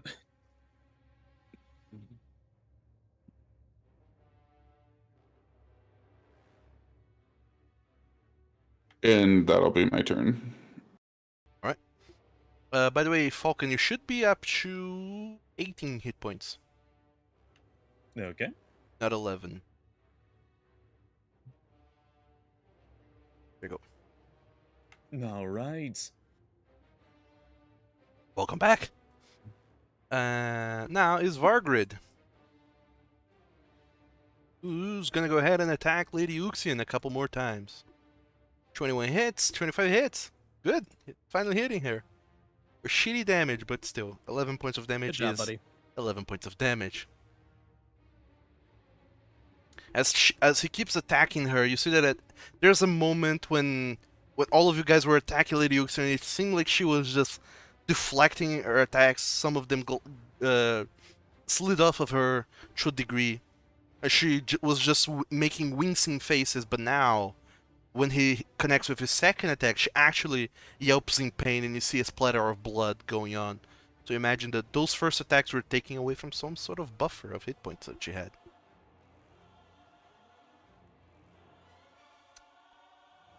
Which is to say, she had temporary hit points, and now she doesn't anymore. Drachdarin, you're up. I'm gonna have to do it. I'm going to have to reach into the bag and bring out that potion of superior healing. Yeah. Might not be a bad idea. So I heal 28 health. And as part of that potion, you can roll up to 8 hit die and recover that. Yeah. Which is all of your hit die. Yeah. Just vomit dice. That's how I feel every time a rogue sneak attacks. They just fall on their knees and just vomit an entire ocean of dice. One sneak attack, please. Don't forget, rogues, when you're rolling your 6d6 of sneak damage, don't forget to yell Yahtzee. Yahtzee. Is there just a roll hit dice button? Where do they have that in this? It's Close somewhere on the character sheet. on your character sheet next to your hit points, on to the right hand side, there's a little 8 hit die. I keep thinking that's just a display for my level. Apparently, no. That's a display for your hit die. If you click that, I'm not level 8. Wait, no, I am. Wait. No, that does just coincidentally match. well, yeah, Well, you will always have as many hit dice as you have levels. Yeah. So, in a way, it is, but it is, but isn't, but also is, but is weird. So, how many hit dice are you rolling in Drachdarin? I'm doing 4. 4. Okay, all right, fair enough. Don't want to get greedy. And... boop. Okay, back up to 79. Great. Wow. What around? All the way from the back of the temple, Falkan, you are slowly helped up by Claris, who's giving you a potion of healing, and you feel like it's mending some of your wounds, but very slowly, very like cheaply. And What? It's like, No, don't roll that again. no, don't stop healing. Sorry, I was trying to set my quantity to 0, not. Sure. And I see what you did. your wounds slowly heal and repair, and you feel yourself all the internal damage that has been done to your organs seems to be stitching itself together as you drink that healing potion. You kind of start to get up. You're still super dizzy, super wonky, but then you look all the way over there to where the fight is happening, and you see Drachdarin pulling out this majestic draught. The bottle is inlaid with golden trims all over the place. There's little drawings. There's all the marbles in there, and he just pops up the cork and starts to down it, and you see that he just sort of, all the blood with him and kind of gets sucked back into the wounds. The wounds immediately close, and you see that he has several cut wounds, incredibly large, especially for his size, and all of them starts to stitch up back together. And then when he finishes drinking the potion, he just tosses the bottle aside and kind of shakes, and if he had some hair, it would be flowing against the wind, and you look like, wow, no, that's a healing potion.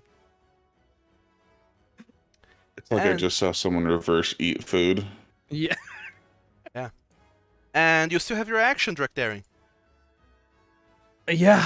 Yeah, it's time for slapping. Okay. Time to slap the Ulxian. I don't know that you can slap with an axe, but No, sure. you're right. I mean, sure you can. It's quite large. Fair enough. Okay, that's a lot of damage to begin with. Second attack action. I'm going to, just to be extremely spiteful, first axe swing comes through, and then he lifts it back over his head like he's gonna go for another one, and he just spits out a torrent of lightning breath out of his mouth instead. Sure. Threw her right against the wall. Right, yeah. Arcing a little bit to the right, and it explodes one of the windows behind her.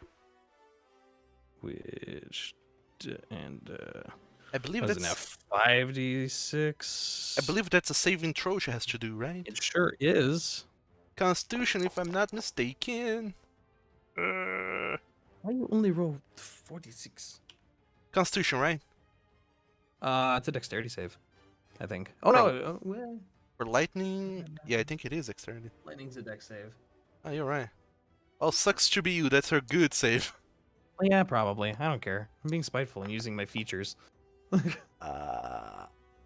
What's your DC for that? Over that.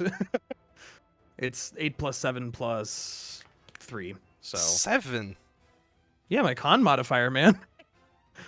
Or sorry, 4. 8 plus 4 plus 3. Ah, okay. 15. 50. Sorry. All right. Okay, yeah, The fact that there's so many more numbers that's a in failure. Foundry is confusing. It's all right. So that's that much plus an extra d6 because you're a high level boy. So that's 23 points of lightning damage. Lightning. She is not resistant to that at all. What with being a green dragon. Good. Yeah, you blast lightning through her, and it comes off of the other side of her, blasts against the wall and the window, explodes it, and she's really frazzled now. And you see that for a moment she almost loses her grip on her staff a little bit after the shock, but then she firmly holds it back to it and takes in a big gulp of air, like, and just readies herself for whatever she's going to do next. You still have movement. Yeah, I think I'd rather not. I think I'm happy right here now that I'm at 79 HP again. All right. I think I'm okay with that. Okay. Now is the Ulxian twin who's down on the ground. He's making a death saving throw. He's failing. He's failed again. One more and he's dead. Forever dead. Earbroth. He's there still kind of like in a shocked state, and when you let out your lightning breath, he seems to wake up from his trance, noticing now that seeing all this parade pride exuberating out of you, and he just shakes his head like, okay, back into the fight. And he shakes his head, and he's no longer into this stunned state, but he still doesn't have a go this turn because he's trying to make heads or tails of the situation. So this is going to be another wasted turn, but his last wasted turn. Now we're down to Sunare, right before Falkan. Sunare standing up, Now, Drachdarin, as she's over there, you see that she lays her eyes on the what's the name? And notes. She lays her eyes on Orimela, who's on the ground, still unconscious, and she just shakes her head. You're my ticket out of here. And you see that she's absolutely, completely abandoning the fight and going towards her. So she jumps over her soon-to-be-dead son, landing right beside Orimela. Because she's doing such a risky, tricky-dicky maneuver, I'm going to say that all three of you, Vargrid, Drachdarin, and Zasalamel, get to make an attack of opportunity. Okay. Against her. Vargrid hits with a 16 plus 2 from flanking with Zasalamel. Hits for 10 points of damage. She is bloodied. As the Zasalamel hits with the beak attack for 1 point of damage. Drachdarin, unfortunately, that's going to miss.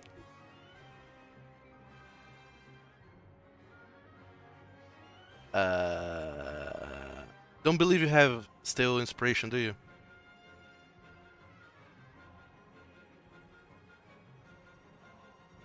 Drachdarin? Sorry, I muted myself. I didn't realize. No, I do not. Okay, alright. So, as she jumps over all three of you, well, jumps over her son, lands next to Orimela, she lifts up her staff, looks at all of you, says, or rather, she looks straight up at you, Kolarys. I might lose everything, but so will you. As she goes to strike your sister on the floor, her being unconscious. This is an automatic hit, which is also an automatic critical.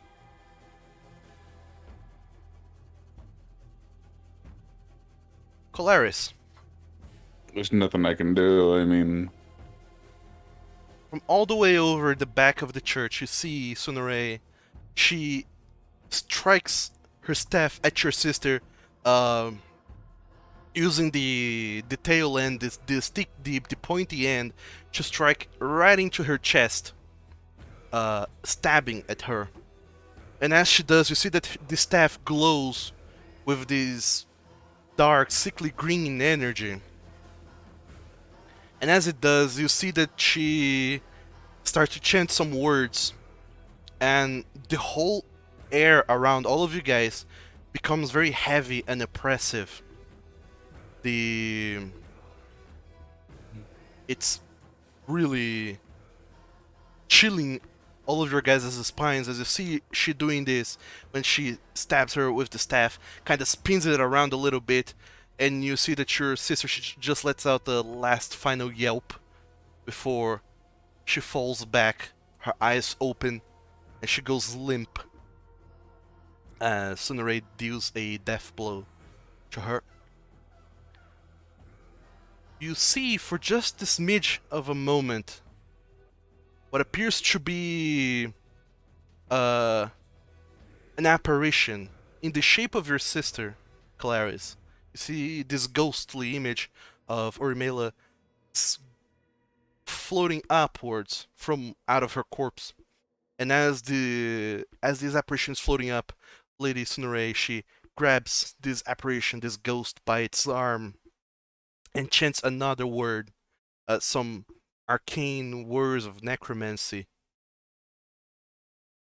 You're my passage to the Shadowfell. And in what appears to be the blink of an eye, you see this swirling whirlwind of air rising up again around Sunare and the staff. And the apparition, the ghost of Orimela. And it seems like she uses the ghost as some sort of like... She piggyback rides on it and out of this plane as she disappears in a green mist and completely vanishes.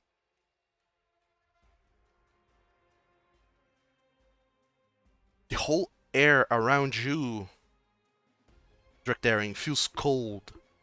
This whole area there feels cold, feels oppressive, and it feels uncomfortably familiar to you. As a little bit of that place leaked out for just a moment. And just like that, Lady Sunray vanishes from the battlefield.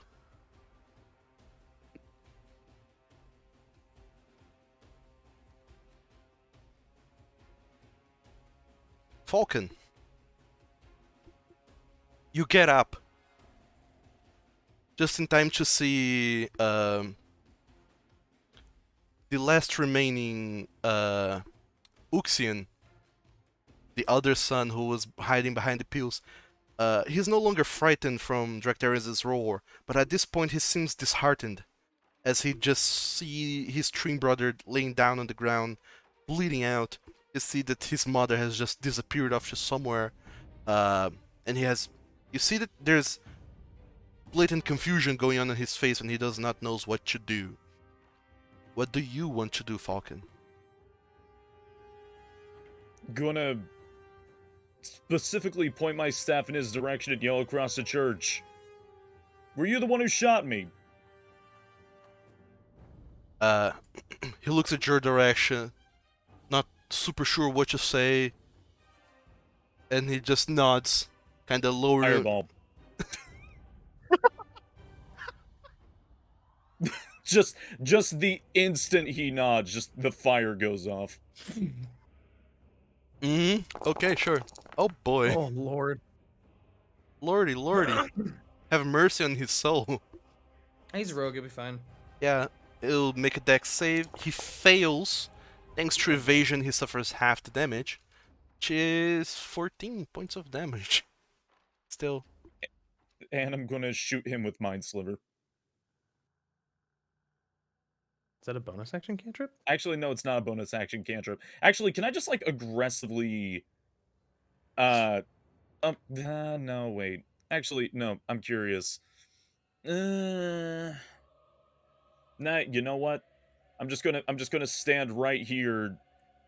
If you shoot me again, I will kill you. I swear I will actually come from the grave and kill you if you do not put your bow down right now. So help me God. Shoot me one more time. As soon as you release this fireball, the whole corner of the church where he's at, it just explodes. The pews and the crates, they just go up in flame and become smithereens on the ground. The window behind him just explodes outward with a gout of fire going up into the skies. And he managed to duck behind the wall just in time to not get super afflicted by the explosion, but he's still super frazzled. He's breathing very heavily, and he's just looking at you, and you can see and feel a palpable fear from him now, and he just loses his bow, lets go of his bow, nods, and just is shaking as he looks around, as every single eye in this church turns to look at him, the only surviving fighter in this combat. And it seems like he is not resisting.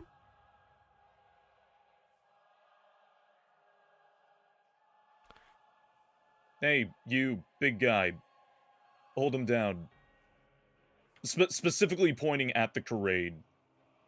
Your bruv, he looks at the Ulxian boy and is like, but I'm sworn to protect them.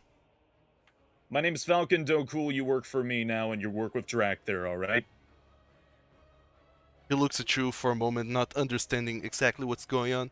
Just roll up a persuasion check, just to see what happens. He nods. All right. Okay. And he sheaths his great sword, walks down the stairs towards the boy, and just holds him by the arm, holding him by the shoulders actually with both of his super giant meaty hands. He just holds him by the shoulder. It looks like an adult, like holding down a child.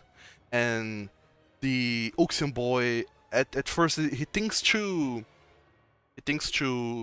try and wrench himself free, but he He just looks up at him and then back at you and then back at Drachdarin. He says, "My brother, please, don't let him die." If he's dead, we'll take him to a church. You should honestly be more worried for yourself right now. And he's just, Claris at this point just holds a hand in front of Falkan. And just like, and then looks over to the twin and says, "Go attend to your brother."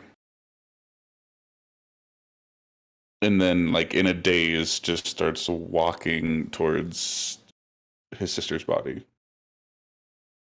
alright. Your bruv seems to not know for sure what to do, but he seems to loosen a little bit of his grip on the boy, and the boy just dashes towards the unconscious body of his twin brother and just starts trying to do whatever he can to save him. And he tries to stabilize him, but just by looking at him, you know that he's not a doctor. You know that he's not trained in medicine or anything, and this boy needs urgent assistance. Drac is going to kneel down and set his axe on the floor and pull out his healer's kit real quick and tend to the boy's wounds. All right. Just kind of waving a hand, just don't touch him. Okay. But as an action, you can spend one use to stabilize a creature that has 0 hit points without needing to make a wisdom medicine check. Okay, he just straight up stabilizes. He's not conscious, he's just stable. He won't die, at least. And I'll just stand up and turn around and look at Kolarys and Claris has collapsed to the floor, holding her corpse, and he's just shaking in tears.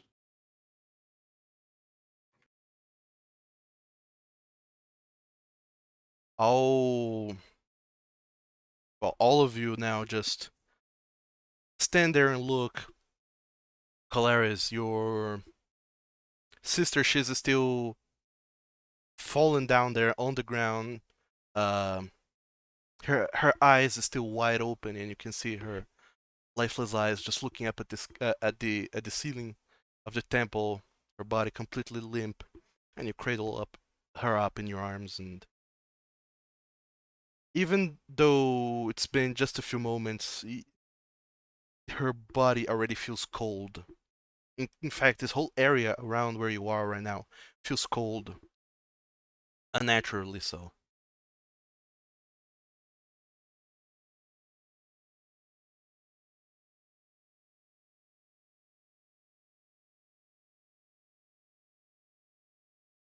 I'll just kneel down and put a hand on Kolarys' back.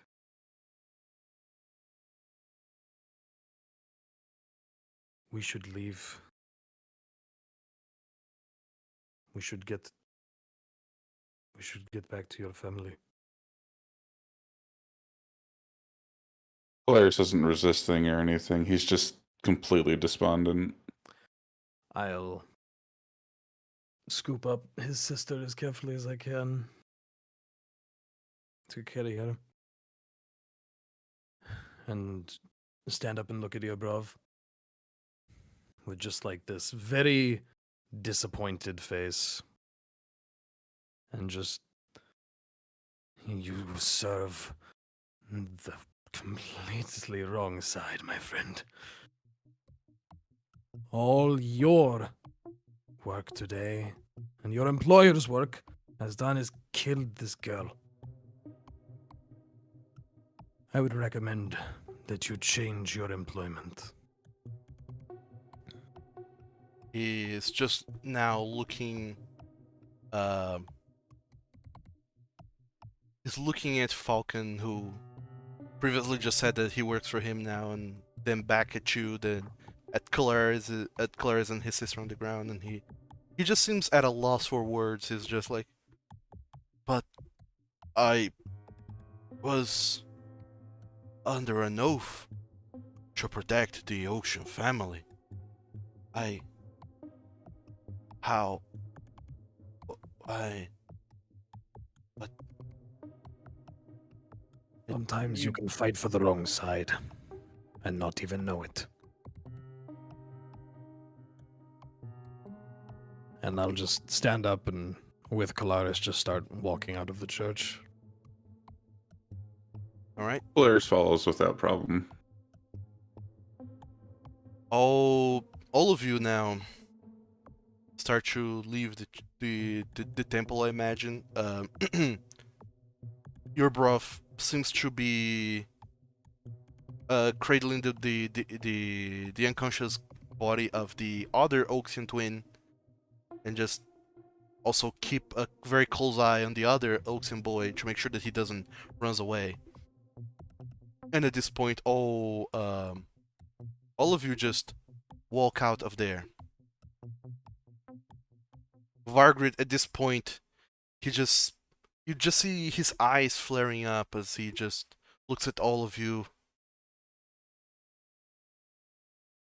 She has escaped again. We'll How find her. is it that cockroaches such as her managed to slip through the fingers of justice so many times?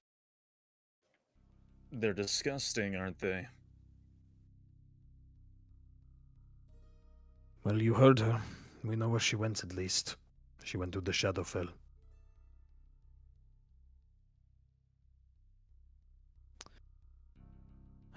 Sounds like we have 2 reasons to go now. The shadow fell then. I feel Cole should go over there. Don't have the means though. Can feel her. There. The place devoid of life. Something there draws me. Aside from her. More powerful. Very well.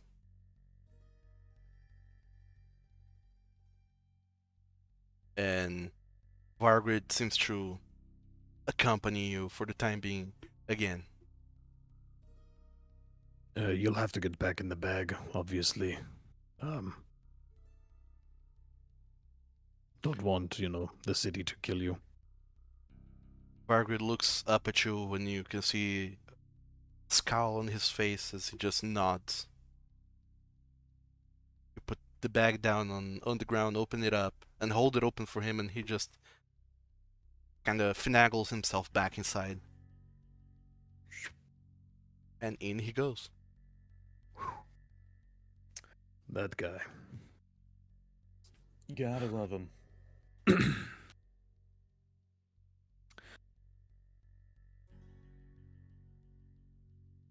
So, all of you guys now are outside Madlenac, just outside the walls, where there are the wars that seem to protect against certain powers on the outside. But currently you have no real set destination. Where are you going? We are going straight to Kolarys' family's house. Alright. It takes you guys a little bit of time as you walk down the street. Most of you are battle scarred at this point. Everyone's looking very frazzled.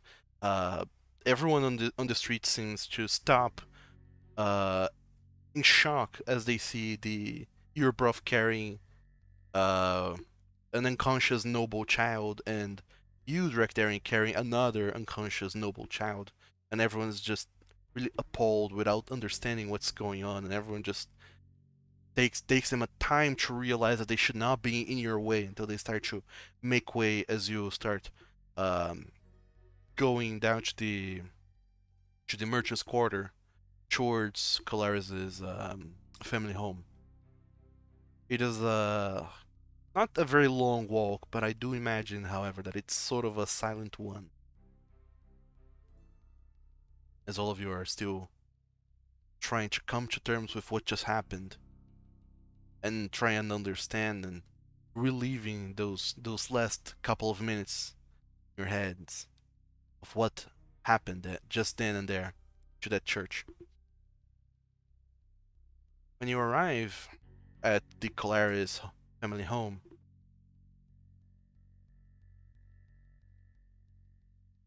everyone is there. Claris, your father, your mother, your older brother, all of them are there.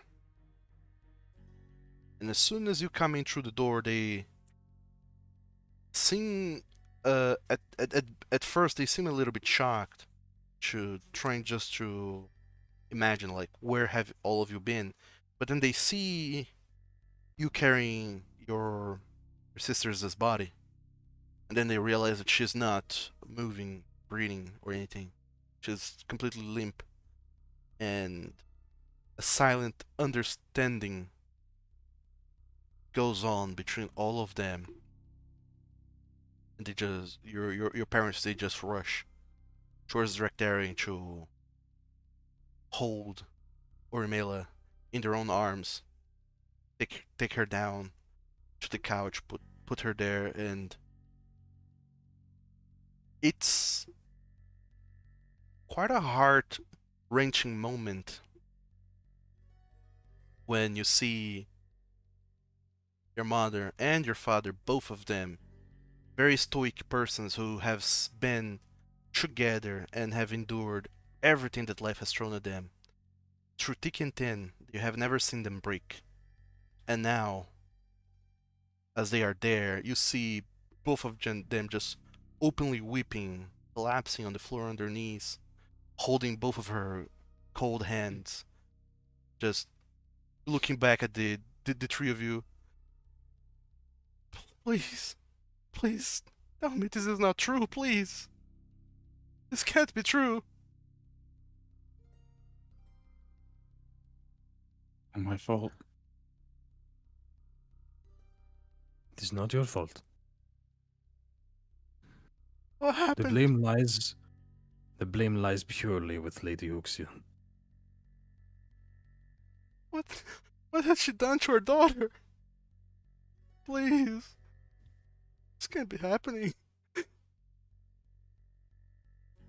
I am sorry only that we were not faster. We will find her, and we will make her pay.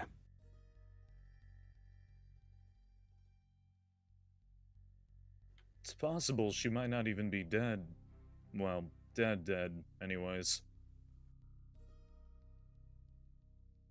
All of them just look at all of you now. The absolute crowd that is gathering there in the living room. And the Delmarev, they just... or rather, your brother, the eldest Delmarev's son,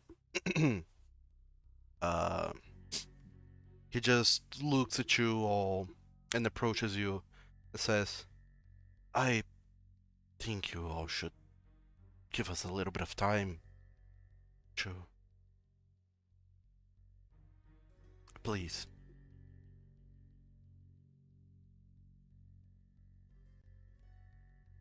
Just turn to Kolarys and look back at Falkan. If you need to find us after, I'm sure we will be with his family.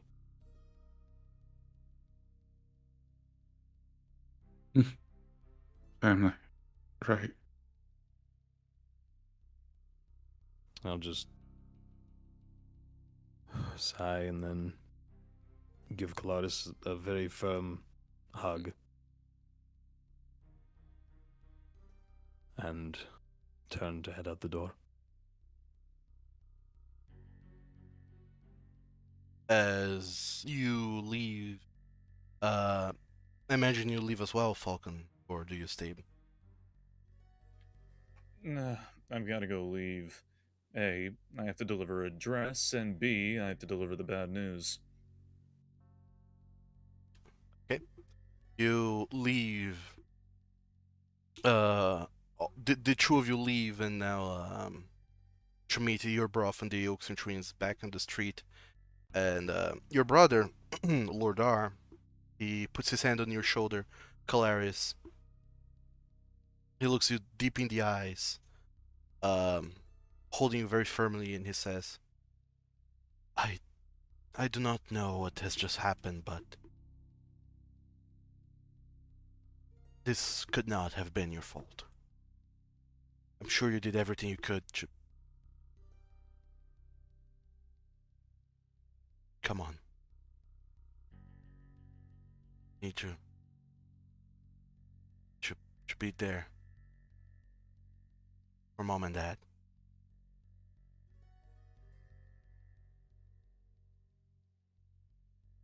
And he takes you back to the room where your parents are still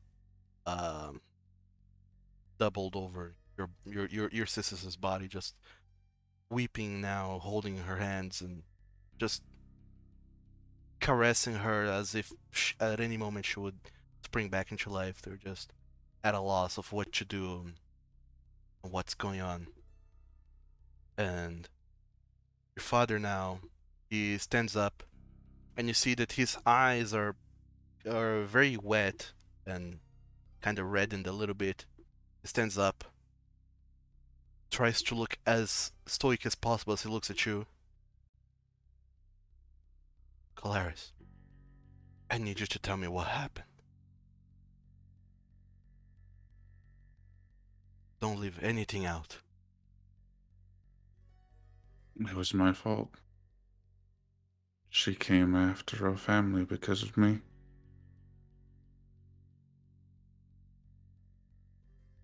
So Now I fear her very soul was consumed.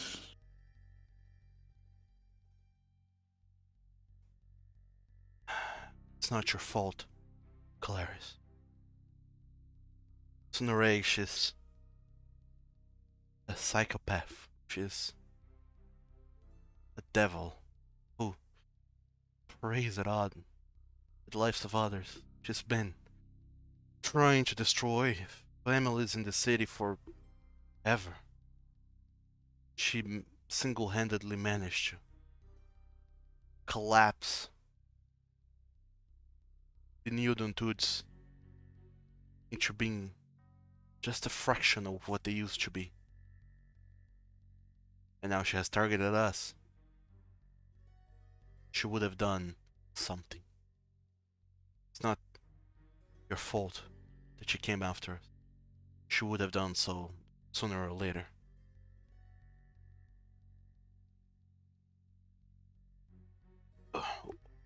What do you mean? She might have consumed her soul. What happened?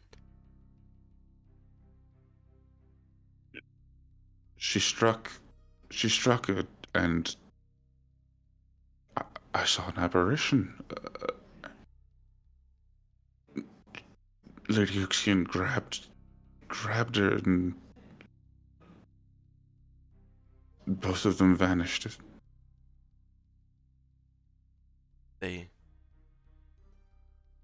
She grabbed an apparition of your sister and vanished? Well, yeah, that's where she said she was going. I'm not familiar enough with my stupid little magic tricks to know what happened. Where is she going? Where have they gone?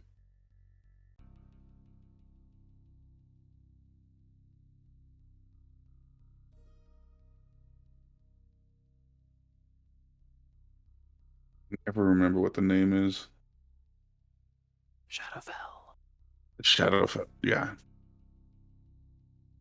She said Shadowfell. She said...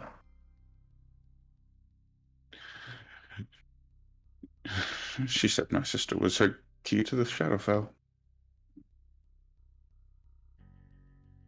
I suppose it is true then, the rumors. Lady Ulxian. It's meddling with forbidden forces. I thought that she was just a slime who tried to destroy other families for power, prestige, but she's actually using dark magic.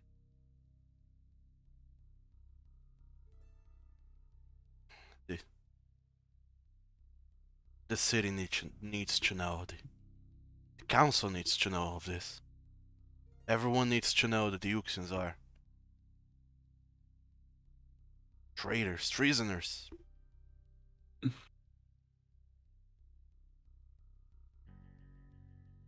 so sorry. I shouldn't have got her involved in this. She was so capable. She was so brave. She was. She didn't deserve this. Claris.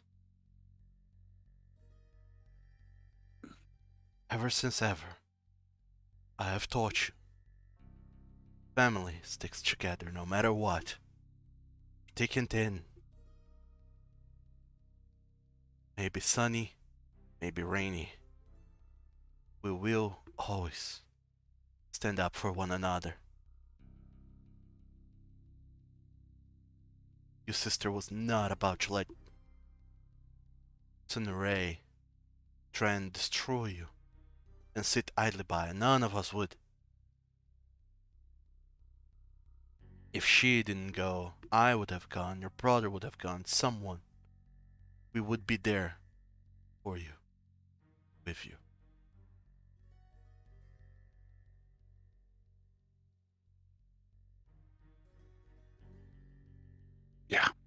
Yeah. Don't you ever forget this, Kolarys. The Delmirevs stick together, no matter what. You understand me? Yes, sir.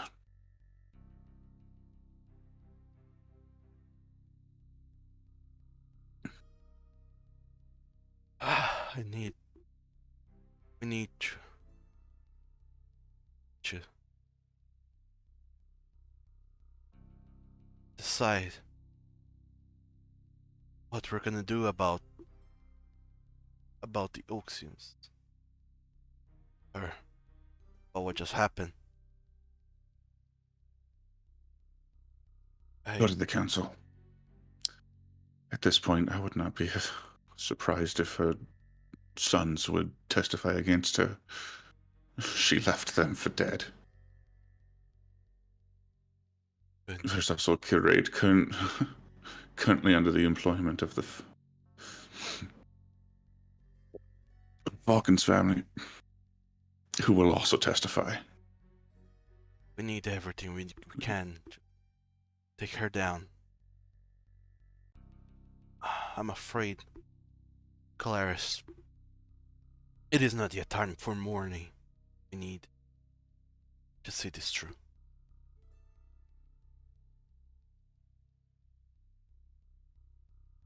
Going after her. No. Not yet. Father.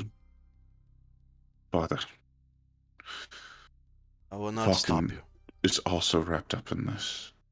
His cousin is in the Shadowfell. There's no way that's not related. We have business there anyway. I will not stop you. But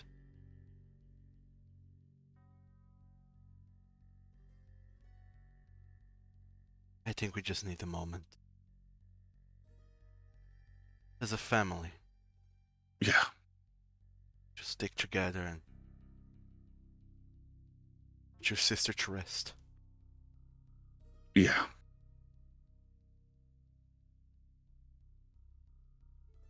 And then your father just nods as he clasps your shoulder with his hands, and you see that he lowers his head a little bit, kind of looks away towards the window, And you see that he's doing everything in his power to not cry anymore. And then all four of you reconvene around the couch where your sister is laying down. And then all of you just kneel down there, holding a minute of silence for Emila. Now, Drachdarin and Falkan, the two of you, along with your broth and the Ulxian twins, are in the street. Lots of people that are kind of curious have sort of followed you around a few blocks just to see what's going on. They are keeping their distance, but everyone's looking, and you're there now. What are you doing?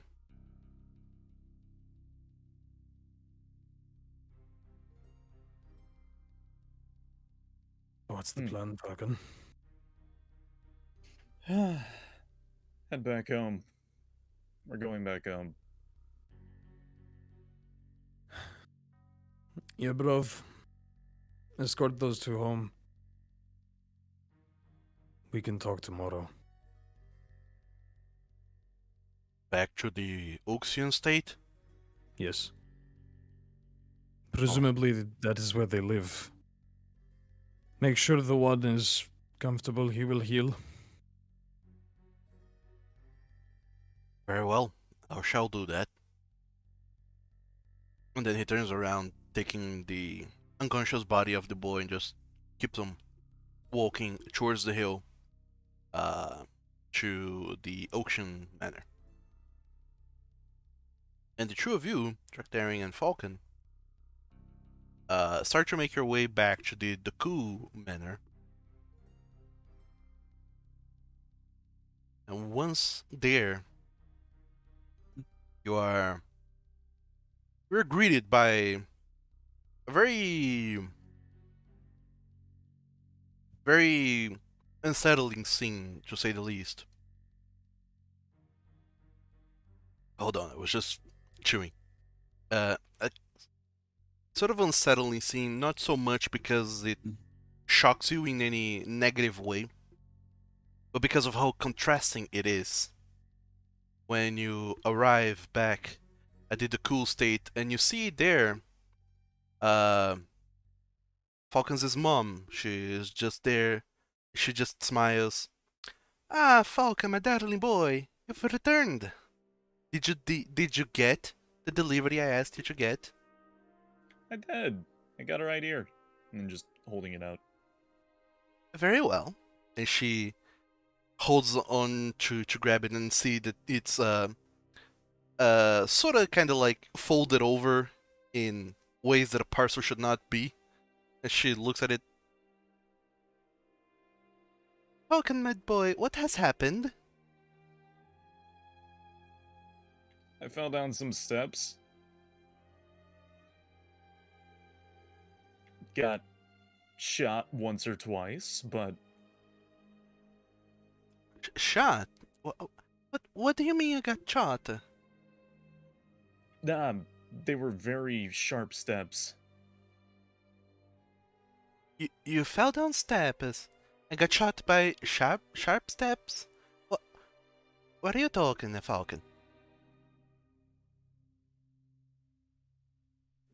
It's not the tip. Okay, so Well, very well. I'm sure it's part of your whole getting your head knocked around, and please go to a doctor, my dear son. It pains me to see you in such a disgruntled situation. You used to walk around so elegant and so eloquent. You used to be such a charming boy everyone could look up to, and now you're looking like you're just spent. Well, I suppose that it is true that you have spent several months on the road, but you're not looking like you used to, and it pains me to see you that way. yeah, Yeah, it gets a little rough here or there. Honestly, I think I might just want a bath and to lay down for the night. Possibly, maybe with some healing salve and some wound closers. She looks at you, kind of squinting for a little bit.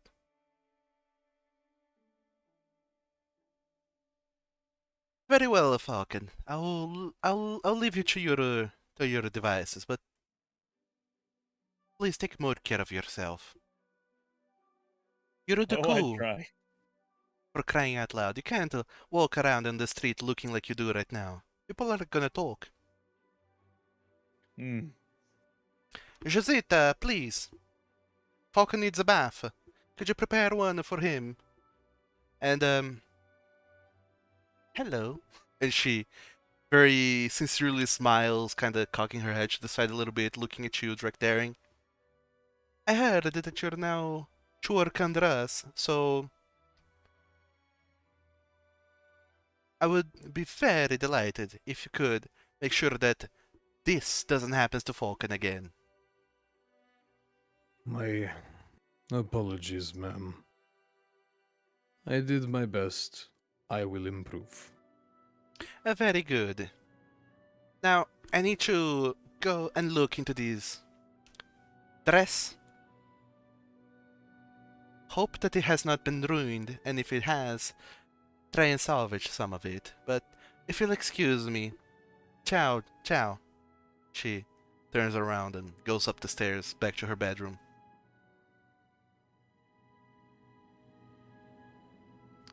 Just elbow Falcon gently in the shoulder, like you're really just going to lie to your mom just like that? When you nudge him, you very audibly hear like a blood spurt under his robe as he looks down and away. Yeah, let's get you cleaned up, buddy.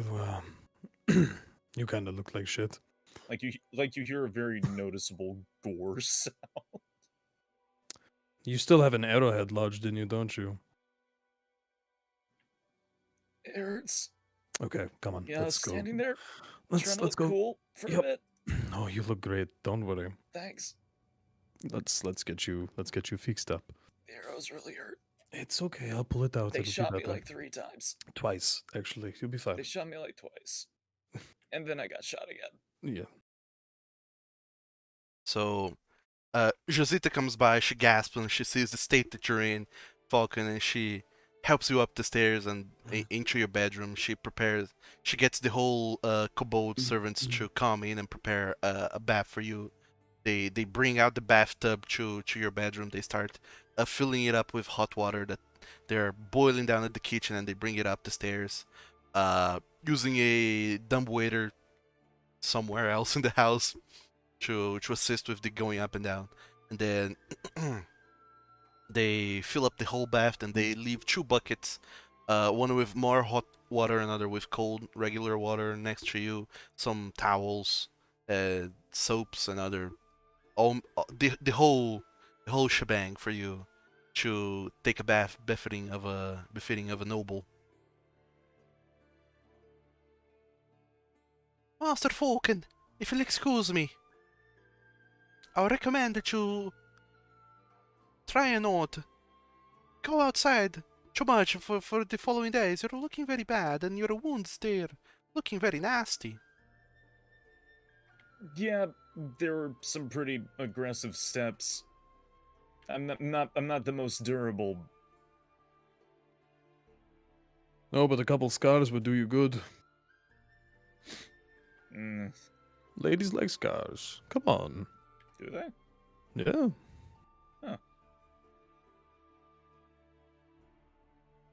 If you'll forgive me, Master Drachdarin, that is not true. Several ladies do not like scars after all. You don't like Okay. scars? I do not. Really? To be fair, it is a personal preference thing. Oh, my late husband. He had so many of those. It was distracting, to say the least. Fair. That is fair. you don't. Would your kobolds be able to kind of clean up my armor?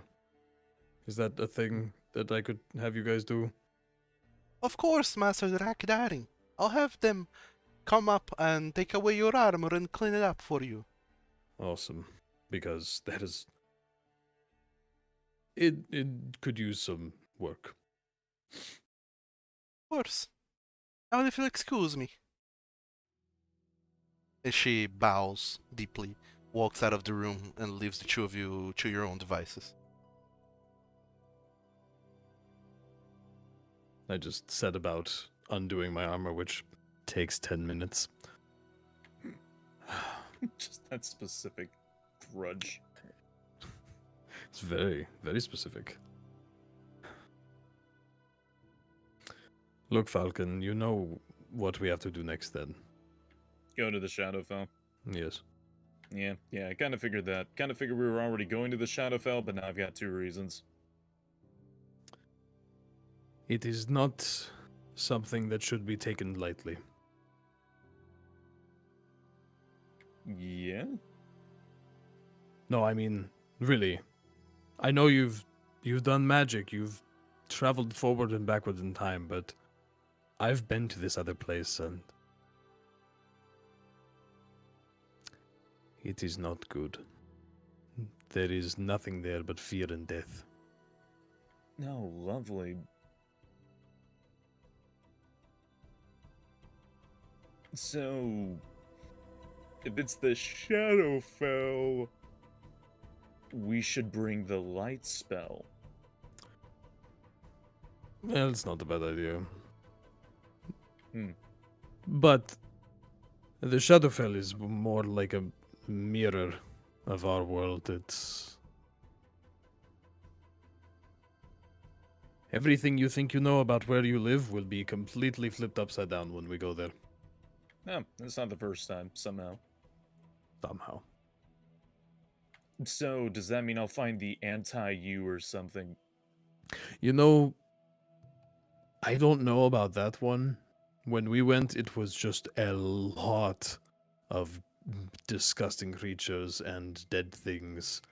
And honestly, we did our best to not get into too much trouble. But, yeah. Let's just say the dangers there are not only physical, but very much mental. Oh, great. Then I've got nothing to worry about. Even for one as intelligent and steadfast as you, and with as hard of a head, and I'll just like thunk a knuckle on top of his head. Eh. You should still be careful. Yeah, fair enough. I only am frustrated by the fact that even though we've been improving so much, we still couldn't stop her. Yeah, I kind of got my ass knocked out flat. There was this guy shooting at me from across the room for a bit. Yeah, I would have helped if it wasn't for that wall of meat. I was kind of hoping he would, like, I don't know, turn around and be like, I fight with you guys now. But, not quite. Yeah, I gave that a shot.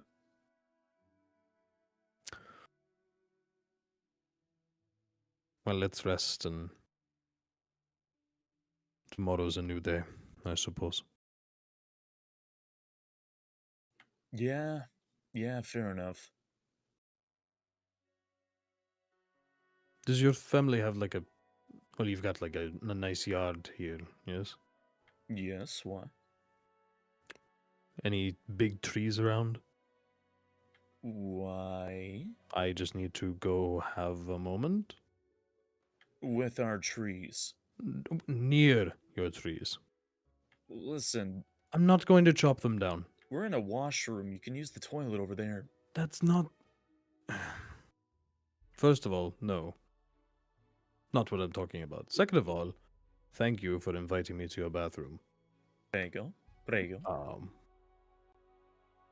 No, I just need to think about a few things.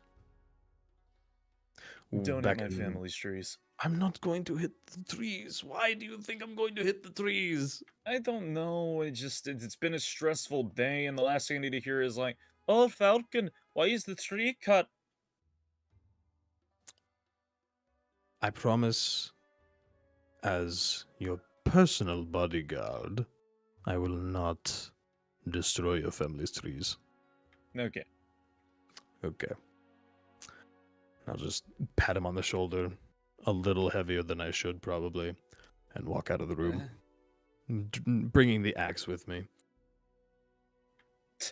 Eyes the axe the entire time. May or may not send the bird with you. I just look back at him and wink, and then go outside. Just gonna have the bird follow him.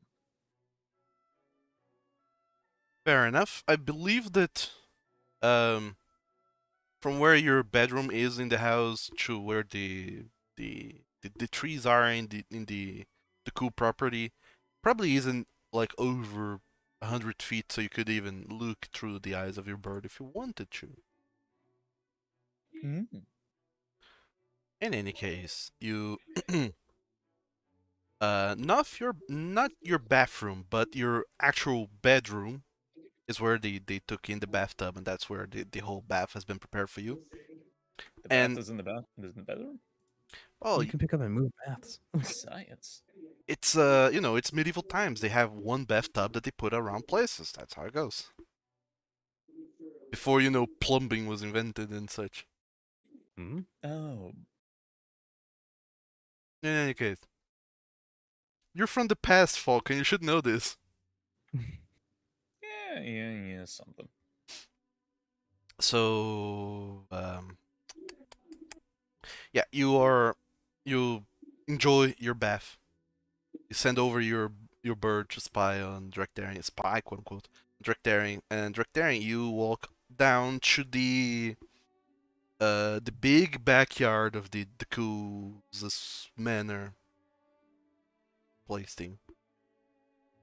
I just want to find a large tree. I'm just going to go over, going to lift my axe, going to plant the top of it into the ground, and I'm just going to sit down on my knees and pull out the little symbol of my mercenary company and just hang that on the bottom of it and just sit quietly.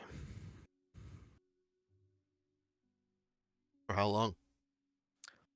Couple hours. Sure.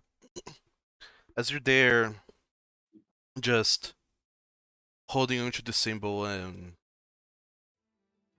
of your mercenary company that sorry, that in many ways has raised you and also has not yet even been formed. What with time travel shenanigans.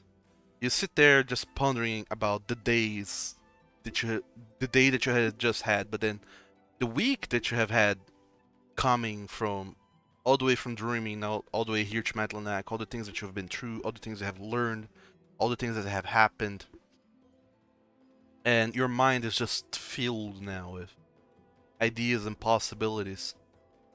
And as you're laying down there, you hear a very soft voice coming from the other side of the tree.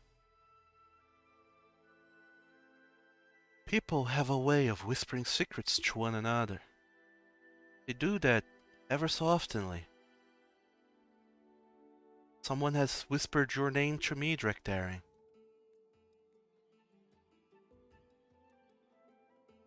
So I've come And to I'm see leaning- you. And to whom do I owe the pleasure? You see coming out of from behind the tree a somewhat tall stature, kind of thin person, but completely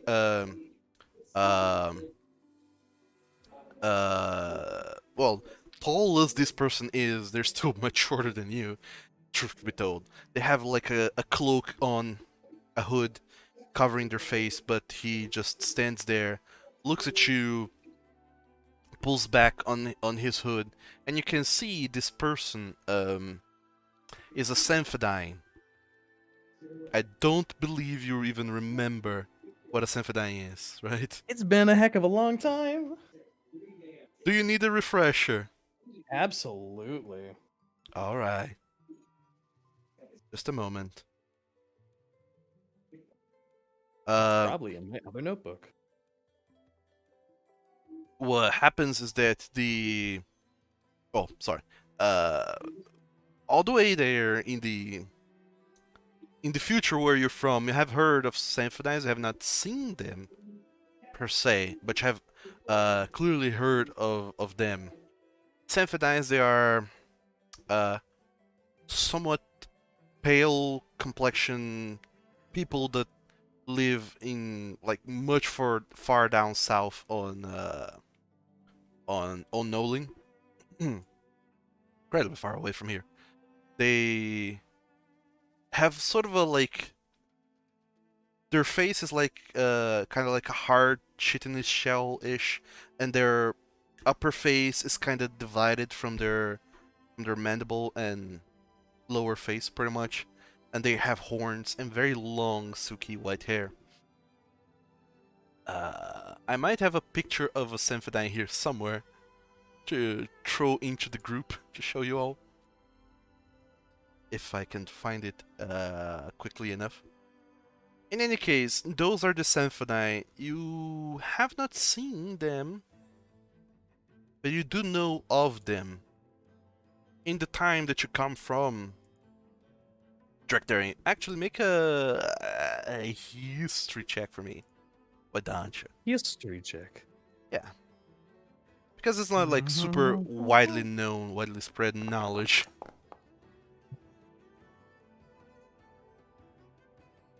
Wow, but you did roll well enough to know. The Symphonies, there's been like a weird story going on with them. Pretty much the whole gist of the Symphonies is that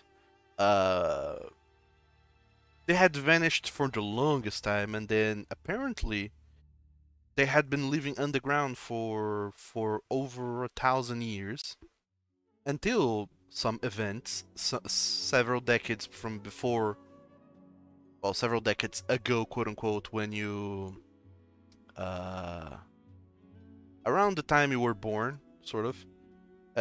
Some events unleashed the Symphony, and they were able to come out of the underground and back into the surface world.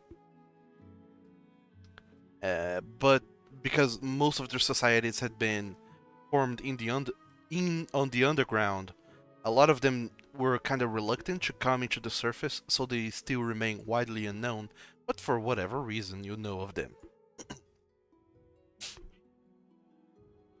Now, the Symphony stands there in front of you. He looks up at you, pale face, skin, white eyes. He looks up at you.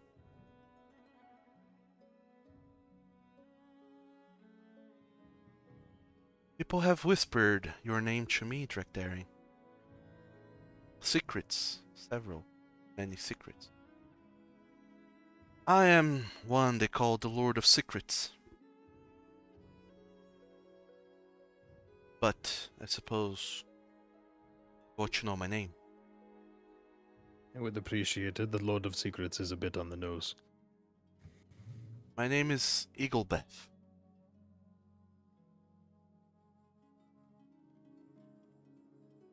Just like freezes. I see. And what secrets have you been told? People have told me secrets of you possessing knowledge that no one should have.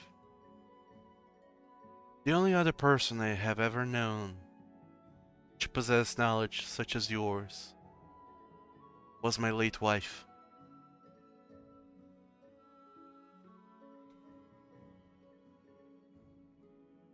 Maybe you've heard of her.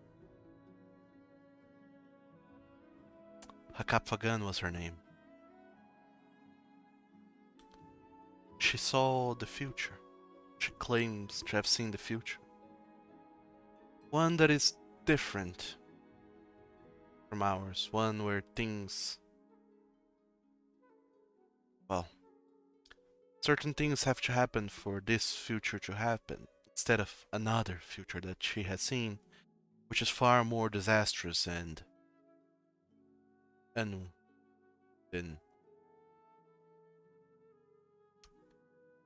this other future that we're not going towards. And secrets have been whispered that you come from this other secret that my late wife has envisioned. I would like to know what you know, Drachdarin.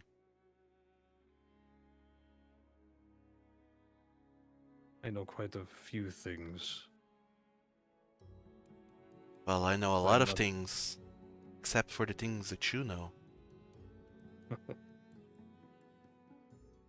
So you wish to know about my past, future? The time travel thing really is killing me still.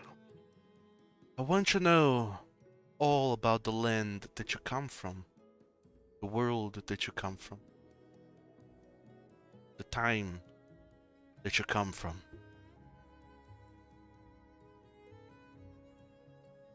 Well, in my time,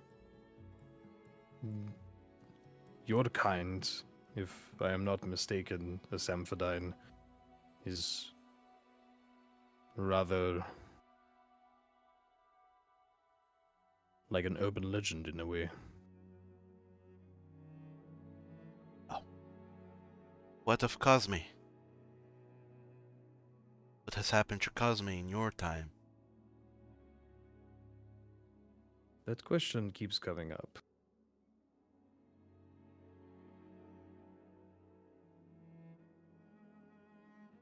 I imagine that it would be confusing for you, having come from a different time and place. I don't imagine anyone has caught you up to speed on what's currently happening here, have they? No, I was kind of just thrown in and expected to figure it out.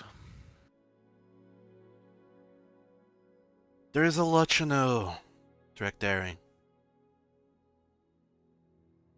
I won't bore you with the details of every single thing in this world, much of which probably similar to the time you come from. One thing, though, that you should know is that my late wife, Falkan, she has seen that a future with Cosme around is going to spell the death of us, or doom our end. And a lot of people are trying to banish Cosme.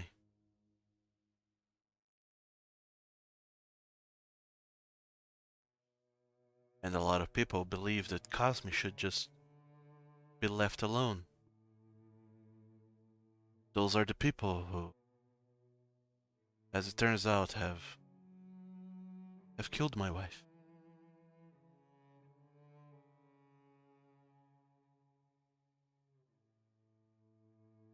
I am very sorry. You should know one thing that, makes this conversation kind of intense is, where I'm from, you're kind of, like part of the, like, God pantheon. So this is kind of crazy.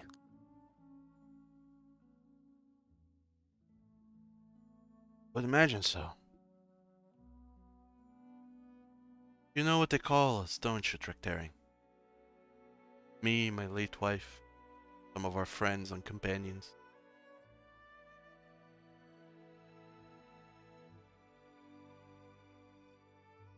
They call us Almighties.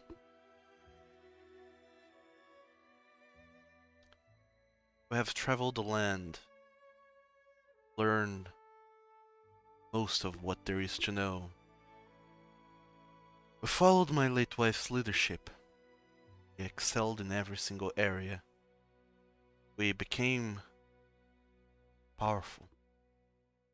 Powerful enough, some would say. She would have us believe. Powerful enough to banish a god.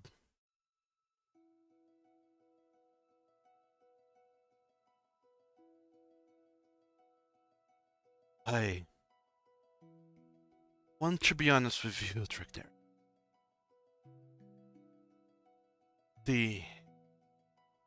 My fear is that we're committing a horrible mistake by banishing Cosme. It is, after all, the source of this world, of all the magic there is. Can't just banish primal god and expect the world not to fall into shambles. But she told us that Cosme has to be banished, or else this world will be lost either way. I want to know if in this future of yours, what has become of Cosme? Has the world ended? What has happened? Well, it hasn't ended, not yet. Though there was a really quite big war going on when I was leaving. That I obviously don't know the result of, but it involved lots of powerful magic and dragons.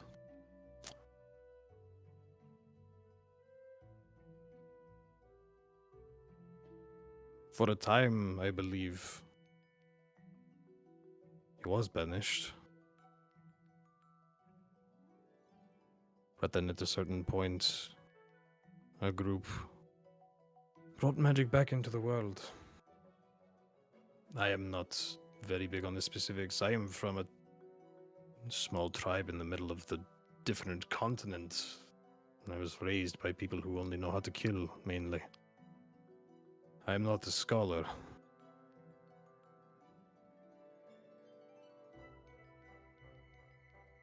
Well, But people still fight just the same over power 1,000 years from now. And there is still very dark magic.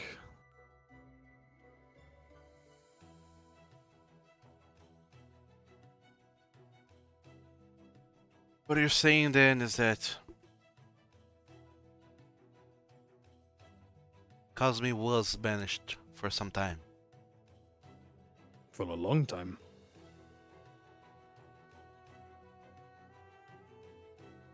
That must mean then that we, over here,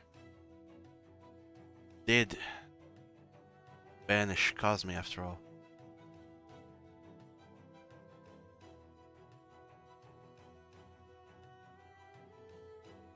Very well. If the future where you come from it's just the same as our present, wars going on, people fighting for power, as you say, and not much has changed, which I imagine is better than the future that the Kapfagan has envisioned.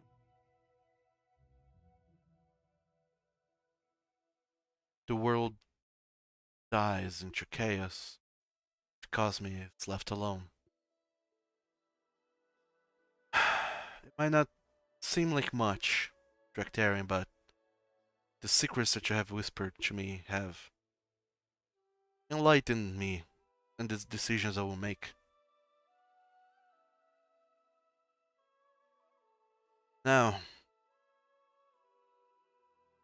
I feel I should repay the favor. There's much of this world, of this time, that you do not understand. And I, as it happens, am Master of Whispers. If there is any whispered secret you would like to know,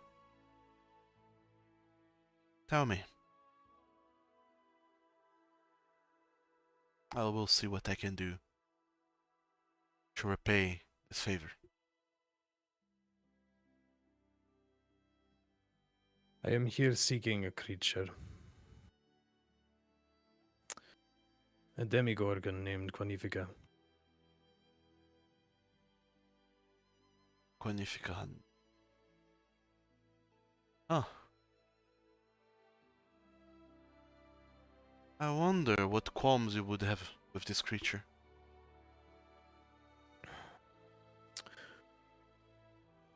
Well,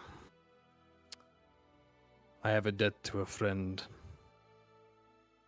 that needs to be repaid still. How very noble of you.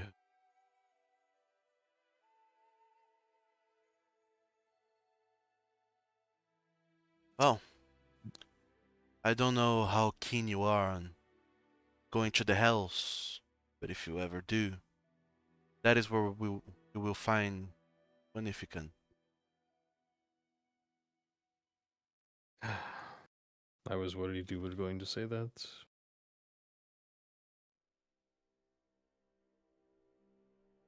I still don't have a way to do that.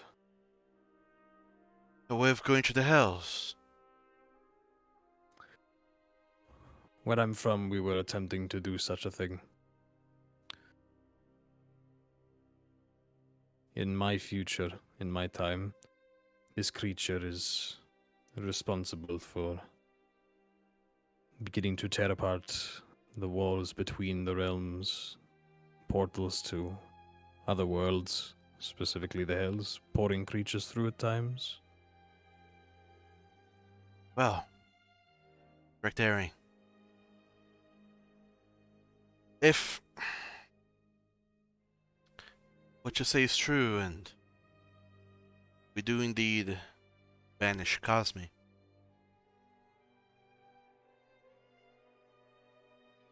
we ourselves will tear those walls, these passages between this realm and the other realms. Currently, we are enforcing a prohibition, not allowing people to travel to other planes as they see fit, as we are trying to make sure the Cosme cannot pull energy from anywhere else, because Cosme will resist when we try and banish him. However, once we do finally banish Cosme, I'm afraid if you're caught there on the other side, there will be no way for you to come back. So if this is a thing you feel you have to do, I would urge you to do so fast. Paced, possible. And if you say that traveling between realms is prohibited, how would a group of adventurers seeking to right a few wrongs cross into the Shadowfell?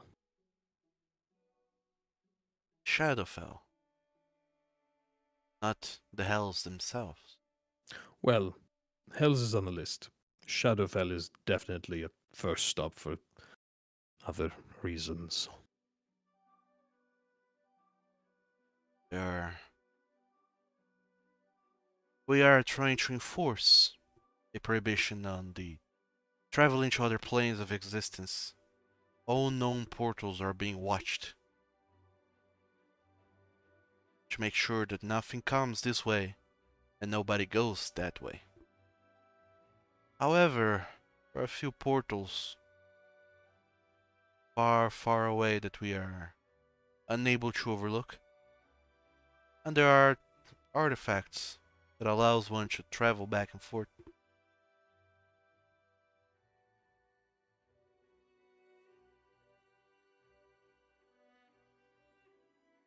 I imagine I could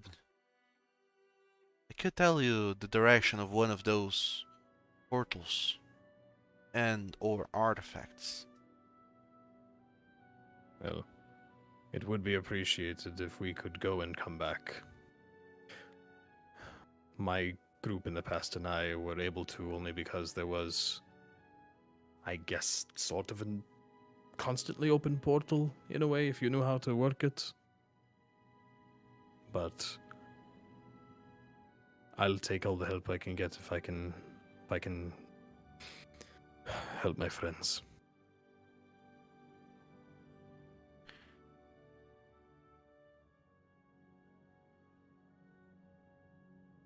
There is a way from an old battle that was fought a long time ago.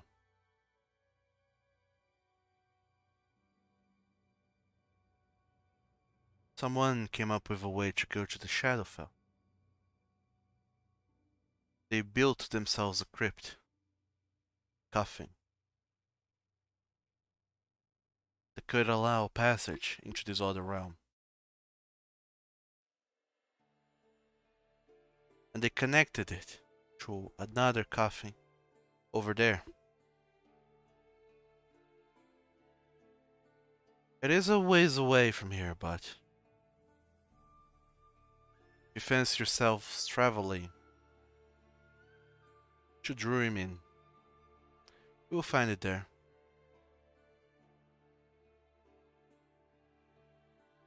I wonder if it's the same one.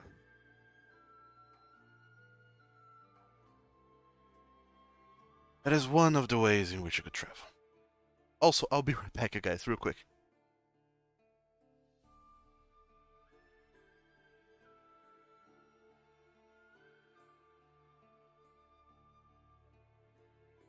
So today's episode is pretty serious. Yeah, a little bit. Just a tad. I may have cried. I won't tell you. Could have happened. I cried. Don't tell nobody. I shh.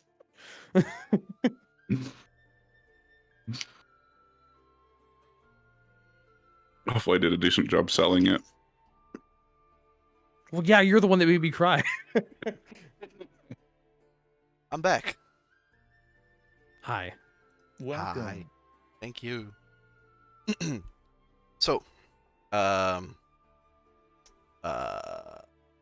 Eaglebeth keeps on. There was also someone who wished to travel to the Shadowfell.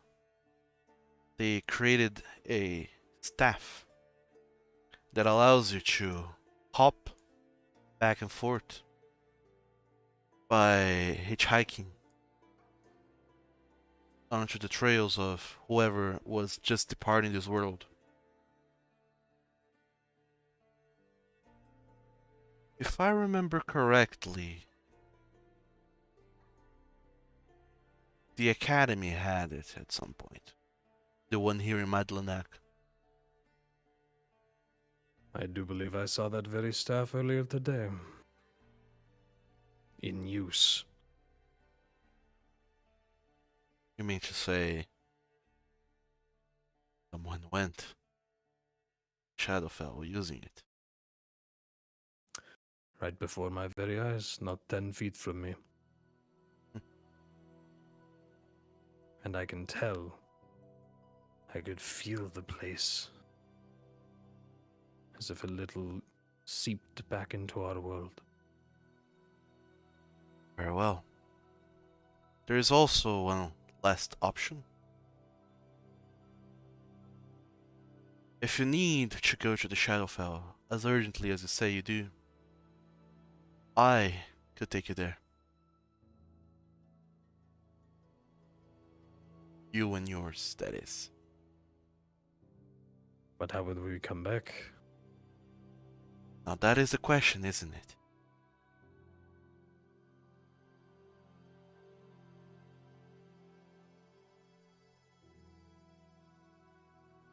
I will consider that. But it seems the safest option would be that coffin. And if it is the same one that I have also used in the future, at least I know how to do it. I don't know if I'd fit.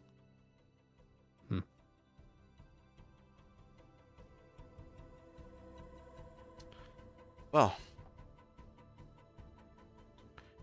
if you do happen to find yourself on the Shadowfell, there is a portal to return. You'll find it near Grim Lake. Currently it is being protected. But I'll make sure that whoever's on guard there lets you through if you do find yourselves stuck on the other side. However, once you are on the other side, finding yourselves into Grim Lake might prove very challenging.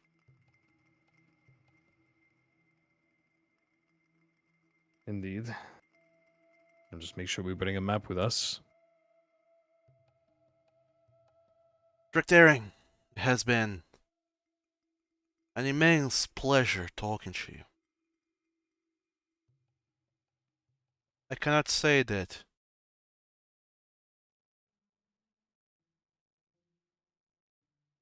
your journey is a wise one,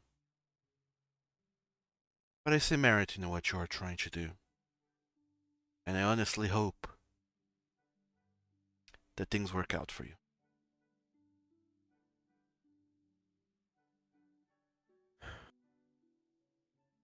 As do I. I'll come visit you again at night when you're alone, after I had a time to gather my thoughts, put some plans into action, and see what happens. I will think of some new secret to share, hopefully by then. I would appreciate that very much, Drachdarin. And then he walks back around to the other side of the tree, and as he does, he just vanishes, pulling a Dungeon Master from Dungeons and Dragons cartoon move. It just vanishes. Drac just like peeks around the back of the tree like, how do they do that?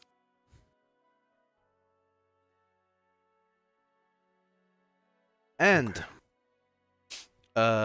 is there anything else you would like to do or something, Drachdarin? Nope, he'll just stare at the axe for a little while longer, nod to himself, and pick it back up and head back inside.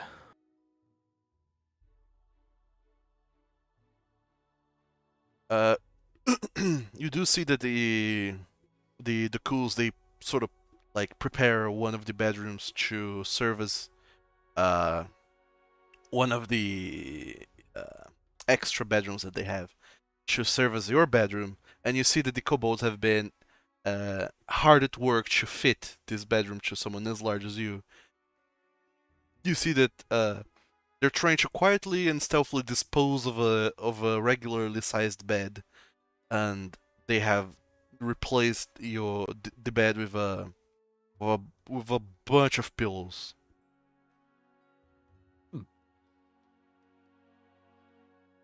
Well, that's And- better than sleeping on the floor. And some other few things have been arranged for your stay over there. And it's still sort of uncomfortable getting in through the regularly sized door, but on your way back inside, Josita, she tells you that they are going to try their best to replace the door with a larger frame, befitting of your size.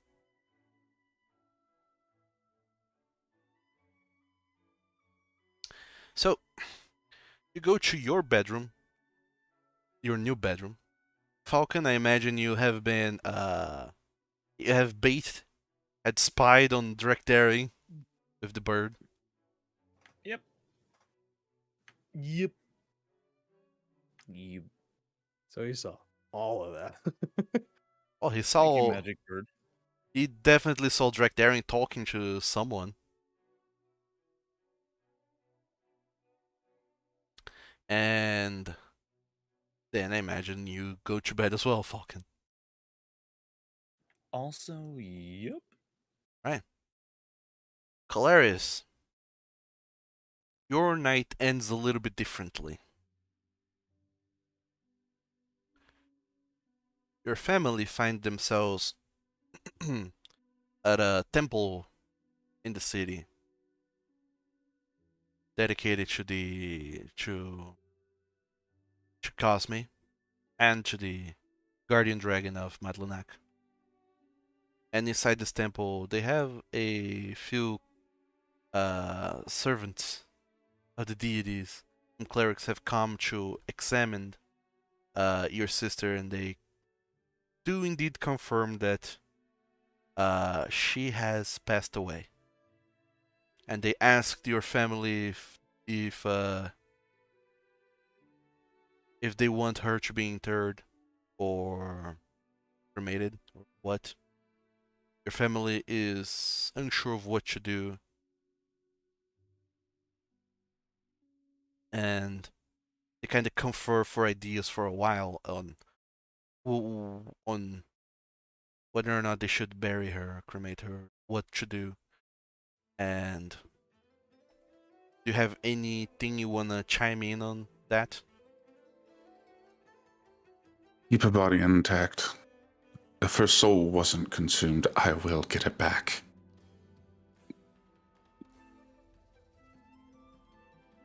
Are you sure, my sir? We could keep her intact.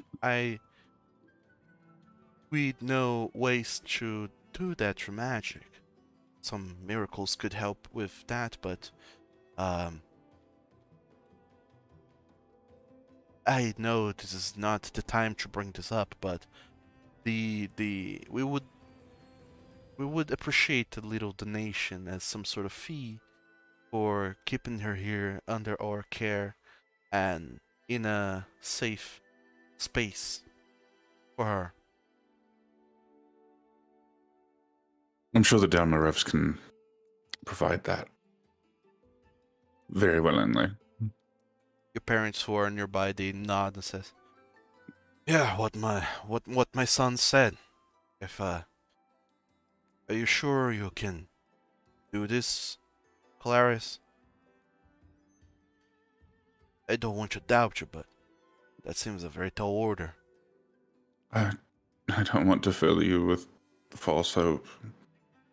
I don't know what magics were used. Her soul may have been the power source and is already gone. But Falkan said she may still be out there. And if there is any chance she is, I will bring her back. Very well then. Well, I don't care the cost. Keep my daughter's body intact. Take care of her. We will be back. I promise you. And the clerics of the church, they just nod and says, "Oh yes, then we will prepare for that instead." Okay. So again, we're sorry for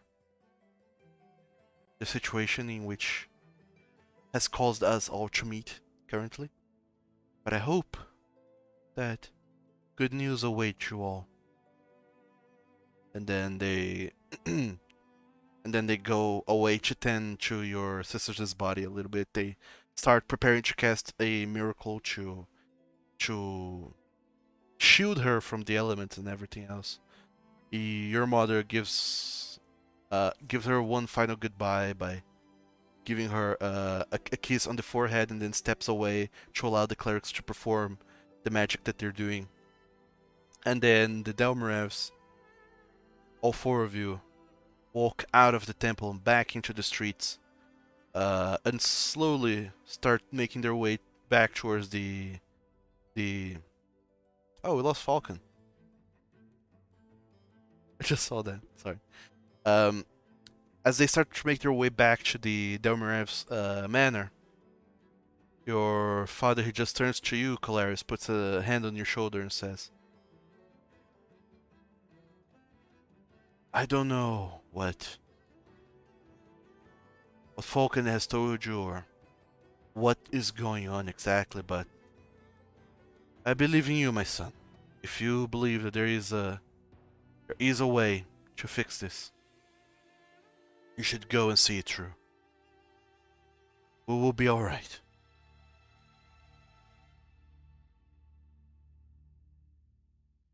I will, Father. And don't forget, we Delmarevs stick together no matter what. And if anything happens, don't blame yourself. You are trying very hard. No one can say that you didn't try. And if you did try, you're not to blame for failing. Claris chokes back some tears and clears his throat. And yes.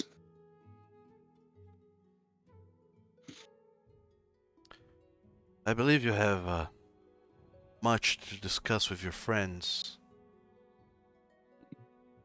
on what to do next. I'll start looking into what I need to do.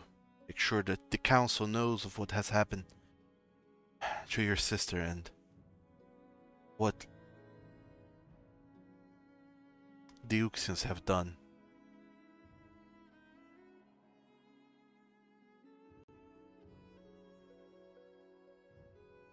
Kolarys,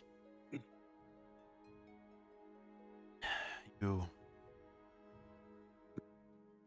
have grown to be quite the man.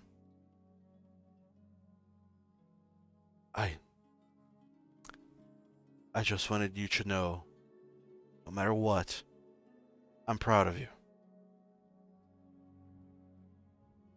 Right? Yes, sir. You're a good kid. Don't forget that. Now go on. Your friends are probably waiting for you. Indeed they are.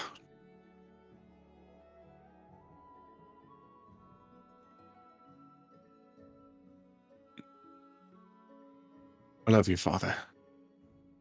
And then Claris just runs off.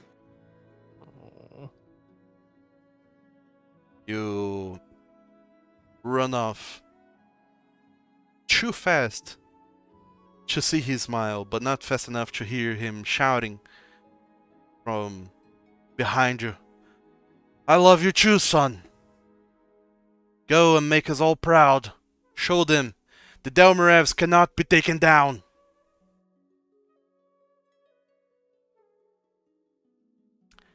And you run off into the night to find your friends and plan for what will be happening next.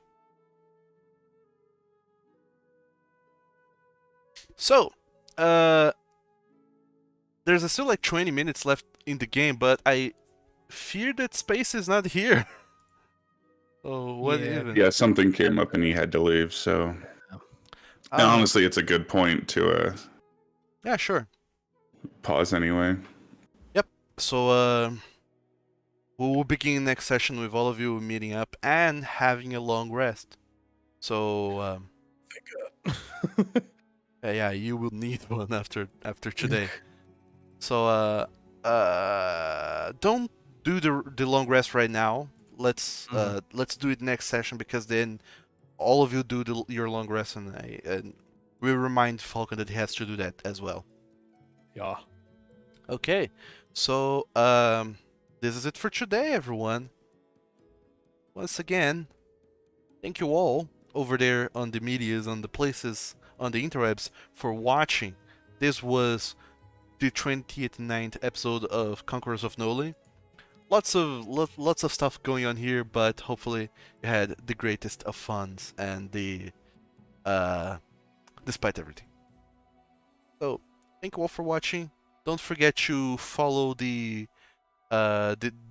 the channels, because that helps, and check the VODs for the previous games over at my YouTube channel in case you wanna, understand what has led into this. And also, don't forget to come back. Probably next Wednesday, we're gonna be having another game. Follow at Dice Raiders on Twitter to get notified whenever those games are going live. And then, well, you'll be here, hopefully, for the next time we'll be playing Dragons and Dungeons. With that, I say good night to you all. Thanks for watching.